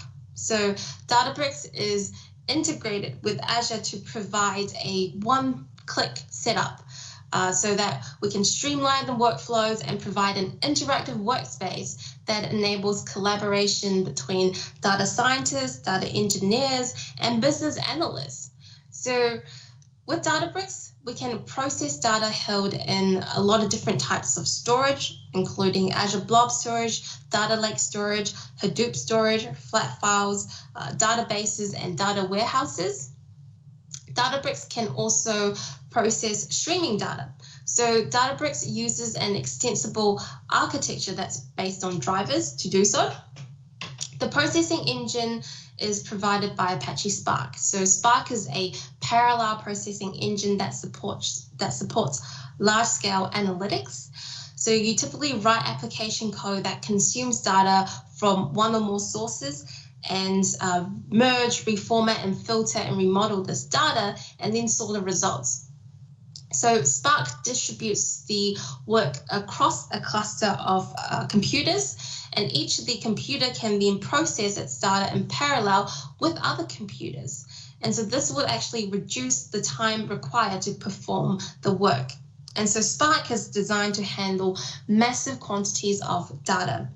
You can write your Spark application code using a couple languages. So Spark supports Python, R, Scala, Java, and SQL. Spark also has a number of libraries for these languages, and some of these libraries includes modules for machine learning, statistical analysis, linear and non-linear modeling, predictive analytics, and graphics, so that it can support complex analytics tasks as well as optimizing your workload for a cluster environment. Now, you typically design your application or write your Databricks applications using a notebook. So again, a notebook would contain a series of cells. Each cell will contain a block of code. So for example, one cell might contain code that connects to a data source. The next cell will then read the data from this source, convert it into a model in memory, and then the cell after that could plot a graph. And the final cell after that could then save the data from the in-memory model to a repository. Now, Azure Synapse Analytics is made up of a couple of components. So there is the Synapse SQL pool, there is the Synapse Spark pool, there are Synapse pipelines, Synapse Link, as well as the Synapse Studio. So with Synapse SQL pool, this is a collection of servers running Transact SQL or TSQL. So Transact SQL, if you remember, is a dialect of SQL that's used by Azure SQL database as well as Microsoft SQL Server. So you can typically write your data processing logic using TSQL and execute it on a Synapse SQL pool. Now, Synapse Spark pool is a cluster of servers running Apache Spark to process data. So you can write your data processing logic using either Python, Scala, SQL, or C#. So C# has in .NET there is libraries which supports Apache Spark. So Spark pools can also support Azure Machine Learning through integration with Spark ML or Azure ML packages. Now, Synapse Pipeline is a logical grouping of activities that together perform a task. So the activities in the pipeline define actions to perform on your data. So for example, you might use a copy activity to transform data from a source data set to a destination data set. You could include activities that transform the data as it is transferred, or you might combine the data from multiple data sources together as part of the pipeline. Now, Azure Synapse Link is a component that allows you to connect to some of the other Azure services like Cosmos DB, for example, so that you can use it to perform near real-time analytics over operational data that's stored inside a Cosmos DB database. And Azure Synapse Studio is a web user interface that enables data engineers to access all these Synapse analytics tools. So you can use Synapse Studio to create your Spark or SQL pools. You can use Synapse Studio to define and run your Synapse pipelines, or you can use the Synapse Studio to configure links to some of your external data sources. Now let's have a look at a demo where we load data into an Azure Synapse Analytics. So imagine that you're part of a team that is analyzing house price data. So the data set that you receive contains house price information for several regions, and your team might need to report on how the house prices in each of those regions vary over the last couple of months. So to achieve this, we can inject the data into Azure Synapse Analytics, and we would use Azure Data Factory to perform this task. So let me just jump into my Azure portal to show you how we go about this. Now that I'm back in my Azure portal, the first thing I want to create is a storage account. So I'm just going to look up storage account, and let me just create a storage account. I'm going to put it into my demo resource group. There you go. And I'm going to call this housing storage account. That's pretty unique. I am going to put it into the East US Azure region, and I'm going to leave most of the default. I'm going to change it to locally redundant storage, and I'm just going to go review and create, because what I really want to create is an Azure file storage in my storage account. So I'm going to go create. Now, while my storage account is being created, I'm going to go and also set up a Synapse Analytics. So I'm going to look up Synapse, and I'm going to select Azure Synapse Analytics, the Workspaces preview. I'm going to go hit Add. And again, I need to provide some basic credentials, so I'm going to put it into the demo resource group. Now I need to give my Synapse Analytics a name, so I'm just going to call this Demo Synapse Analytics. That checks out. I'm going to put it into the East US region again, and now I need to create a data lake storage because I don't have one. So I'm going to go create new. I'm going to call this Demo Data Lake. Oh, someone's taken that. So Data Lake Housing. There we go. Now, I also need to give it a file system name. So I'm just going to create a new one. Let's call it logs. I can also assign myself the storage blob data contributor on the Data Lake Storage Gen 2 account. So I'm going to check that. Now I can go into security, and I need to provide it some SQL administrator credentials. So would recommend changing this default admin username, but I'm just going to leave the default and put in a password. Again, I'm going to repeat that password. I'm just going to hit next. and you can configure to allow connections from all IP addresses or disable it from here. I'm going to skip tags. I'm going to go into summary, and then I'm just going to hit create. Now, while our Synapse Analytics is being created, let's check on our deployment from our storage account. So our storage account has created. Let's go to that resource. So let me just go back to that resource. There we go. Now I'm going to scroll on the left here, and I'm going to go find file storage. So file services, and then under file shares, what I'm going to do is create a new file share, and I'm going to just call this file share housing.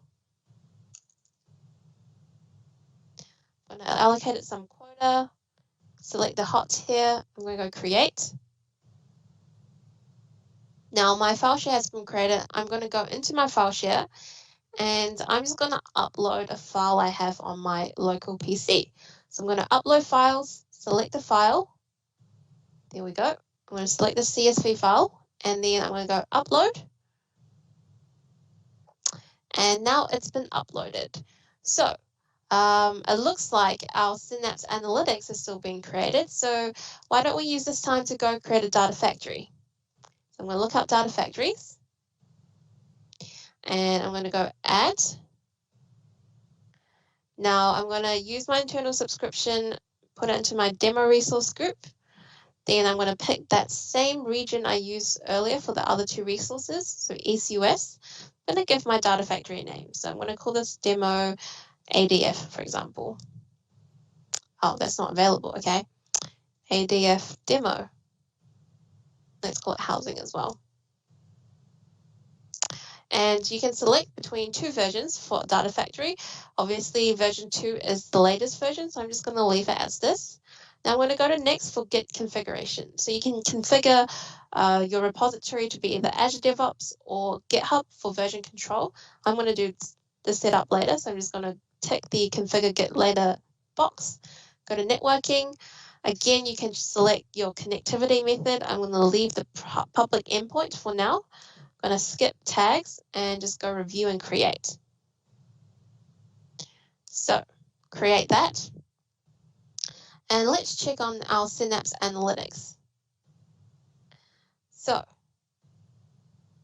if I go to that resource group called demo, I can find all the resources that I've just created.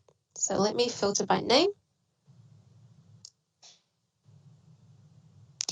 And there you go. So I've got my storage account, my Synapse workspace, and so the data lake that I created, data lake storage and the storage account and the Synapse Analytics workspace. So let me just go into the Synapse Analytics workspace.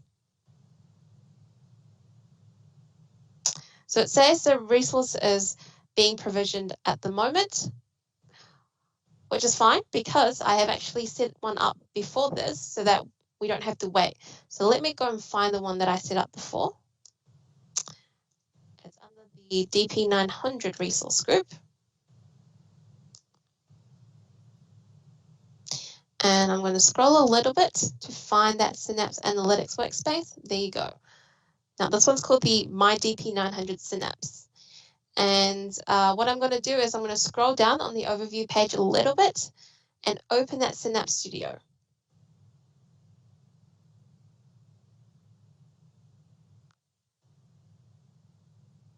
So once provisioned, this is what we want to open up. So the Synapse Analytics Workspace Studio. And from the left-hand side, I can access my data. And I've set up one database in my SQL pool. So let's have a look. I've called it my Synapse SQL. And inside this database, I have one table at the moment called housing data. So that's what we want to set up in our Synapse Analytics that we are currently deploying. So let's just go check out how the progress is.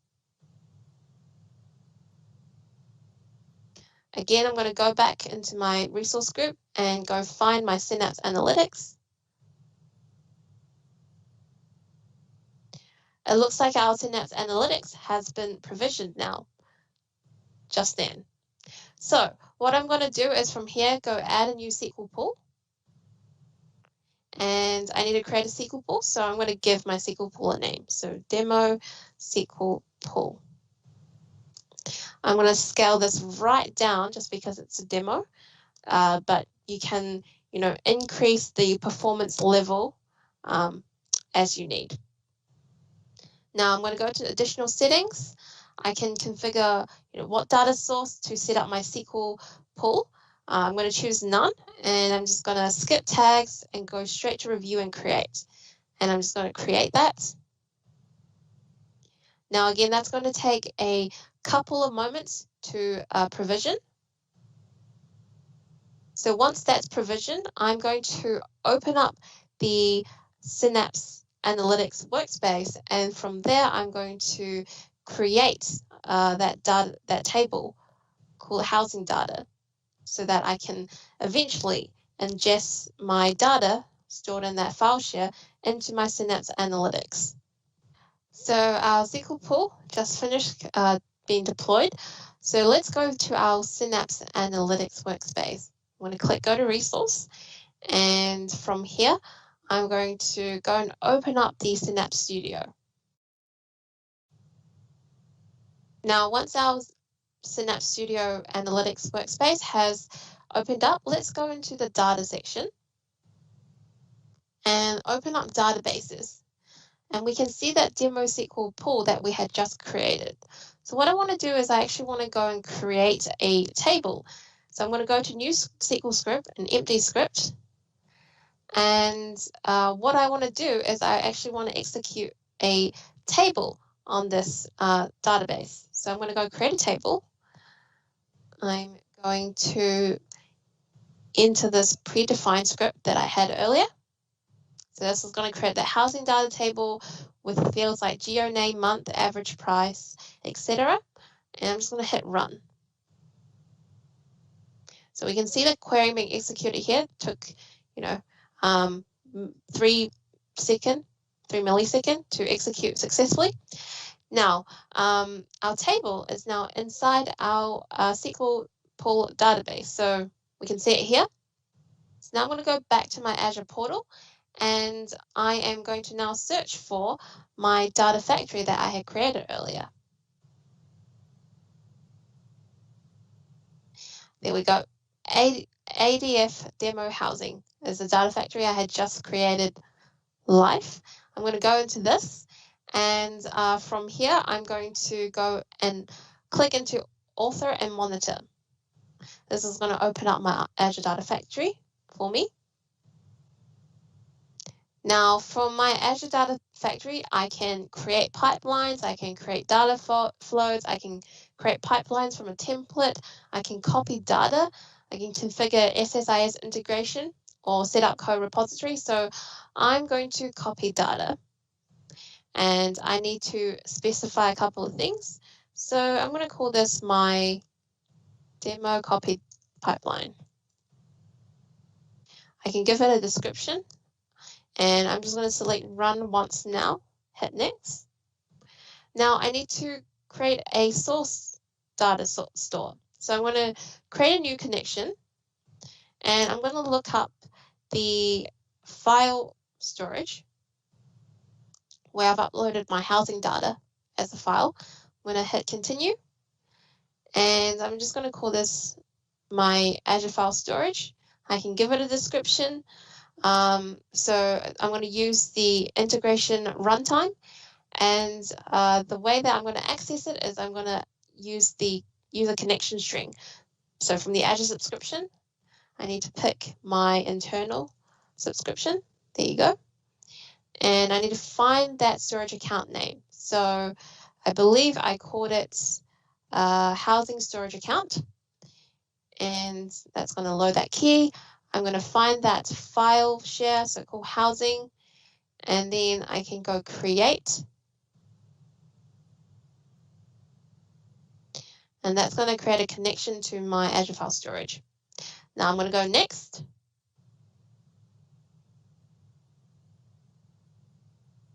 And then I'm going to go and find that file in my file share. So I'm going to go browse.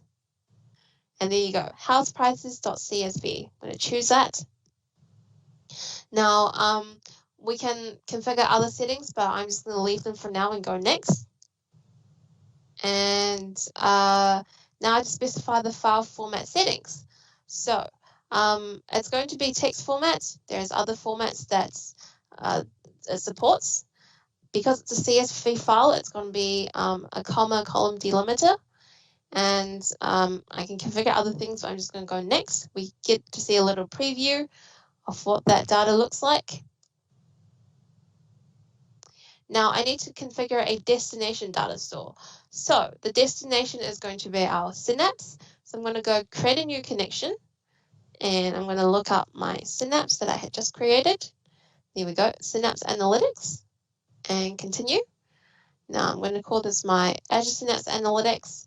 Again, I can give it a description. I need to connect to my Synapse. So let's just look up the instance I created. So I called it Demo Synapse Analytics, and the database is that demoed SQL pool. Now I also need to authenticate to it. So I'm going to authenticate to it and give it the password.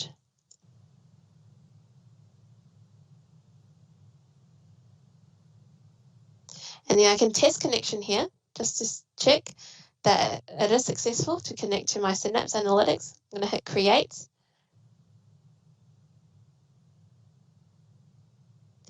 And now I've created a connection to my Azure Synapse Analytics. So I'm just going to hit next. Okay, so now I need to map my, essentially my CSV data to my Synapse Analytics. So let's see if we can use existing table. And I'm going to select housing data. So this is the one that I want to map the files in my Azure file storage to the housing data table in my Azure Synapse Analytics. Going to go next. And we can see some of that column mappings. So everything in my housing data file is specified as a string type. And then everything in my Azure Synapse Analytics table that has its own type. So varchar, char, int, and for the remaining columns. I can also specify a pre-copy script and other settings as well. But I'm just going to leave that for now and go next. Here I can, for example, enable staging, configure fault tolerance, and specify the copy method like polybase, copy command, or bulk insert. I'm going to select bulk insert. And I'm going to disable staging for now. And I can also specify the degree of copy parallelism. And here we can also specify the data integration unit. So for now it's auto, so it's going to be automatically detected, but we can also manually pick one of these for our data integration units. I'm just going to leave it as auto, and I'm going to go next. Finally, this is a summary of the copying process from Azure File Storage to our Azure Synapse Analytics. So once we review this, we just go next.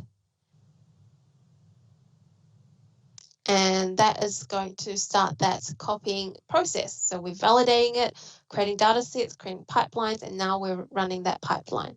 And it looks like we've just finished. So let's just hit finish. And we go back to our Synapse Analytics workspace here. So now what I want to do is I just want to hit a little refresh. Let's do refresh. And then this data should be copied into our demo SQL pool database table. So the housing data table. So I'm just going to drill into the table. And then from here, I'm just going to, let's check out the top 100 rows to see if the data has been successfully copied over. And there you go. We see that the data is now in our housing data table. Lesson 4, getting started with building Power BI. So Microsoft Power BI is a collection of software services, apps, and connectors that work together to turn your unrelated sources of data into coherent, visually immersive, and interactive insights. So whether your data is simply held inside an Excel spreadsheet, or it's data that's inside either a cloud-based or on-premises data warehouse, Power BI allows you to easily connect to any one of your data sources and visualize or discover what's inside the data and share that with anyone who wants it. So Power BI can be a very simple and fast way to create quick insights from your Excel spreadsheets or local database, or it could be used to create robust and enterprise-grade models that support real-time analytics. So you can use Power BI to create, personal reports and visualization, but it can also serve as an analytics and decision engine behind group projects, divisions, or an entire organization. So Power BI consists of a couple of components. So there is the Power BI desktop and the Power BI servers, as well as Power BI mobile app. So the Power BI desktop is a Microsoft Windows desktop application. Power BI servers is an online SaaS, software as a service, and the Power BI mobile app is essentially a mobile app that runs on either Windows, iOS, or Android mobile operating systems. So each of these three elements, so desktop, servers, and mobile apps, are designed to let people create, share, and consume business insights in a way that serves them the best. So for example, you might be a user who view reports and dashboards in Power BI service, or you might be the one who are creating those number crunching business reports through Power BI desktop, and then publishing those reports to either Power BI servers or the Power BI mobile app so that other users can view and consume and use them. So that, one of your colleagues, say for example, in sales might then use the Power BI mobile app to then, monitor the progress of, say for example, their sales quota and drill into new sales leads and all that kind of stuff. Now, Power BI generally follows a common flow. So the common flow of activities looks something like this. So you might bring data into Power BI desktop and create a report. Then you publish to the Power BI servers, where you can then create a new visualization or build dashboards from. And then you can share these dashboards with other people, typically through either the Power BI mobile app, so that people can actually, or users can actually view and interact with these shared dashboards and reports. So as a Power BI user, you might spend all your time in the Power BI servers viewing the visuals and reports that's been made by others. Or you might be a user that spends all their time in Power BI desktop creating and building those reports out as well. Or you could be a user that only interacts with the Power BI mobile app to get those insights and drill down into some of the information presented by some of the results that's been visualized or created into a report through Power BI. Now, everything you do in Microsoft Power BI can be broken down into a few basic building blocks. So these building blocks are visualizations, data sets, reports, dashboards, and tiles. So a visualization, also called a visual, is a visual representation of data, like a chart or a color-coded map, or any other interesting things that you can create to visually represent your data. So Power BI has all sorts of visualization types that you can use. Now, visualizations can be quite simple, so that it could be a single digit number or a single number that represents something significant, or they could be quite visually complex, like a gradient colored map that shows voter sentiments about a certain social issue or concern. The main goal of a visual is really to present data in the way that provides context, insights, both that could otherwise be quite difficult to gather from a raw table of numbers or text. Now, data sets is a collection of data that Power BI uses to create its visualizations. So you can have a simple data set that's based on a single table from Microsoft Excel spreadsheet. Data sets can also be a combination of many different sources, so which you can filter and combine to provide a unique collection of data or a data set for use in Power BI. So for example, you can create a data set from 3 database fields, for example, one website table, an Excel table, and some online results through maybe a marketing campaign through email. So combining all these data sources into one data source in Power BI is considered a single data set. Now in Power BI, you can also create a report, which is a collection of visualizations that appear together on the same page or pages. And just like any report that you might have ever created, either for a sales pitch or for a school assignment, a report in Power BI is simply a collection of items that relate to one another.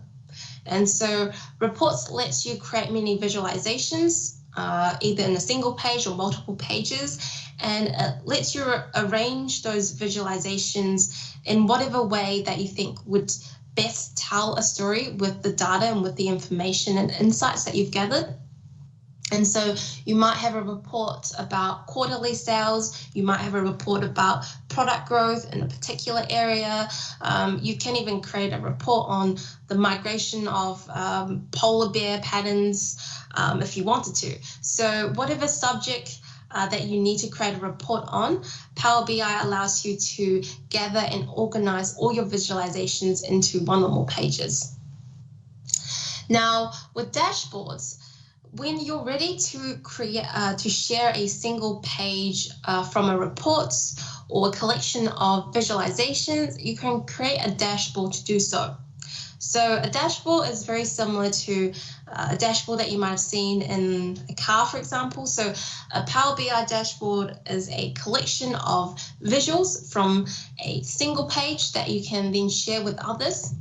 And often it's selected groups of visuals that provide very quick insights into the data or the story that you're trying to present with the data. And so a dashboard must fit into a single page. Often this is called a canvas. So a canvas is essentially a blank backdrop in Power BI desktop or servers where you can put visualizations onto. So you can think of it like the same canvas that an artist or a painter might use to create their art or paint.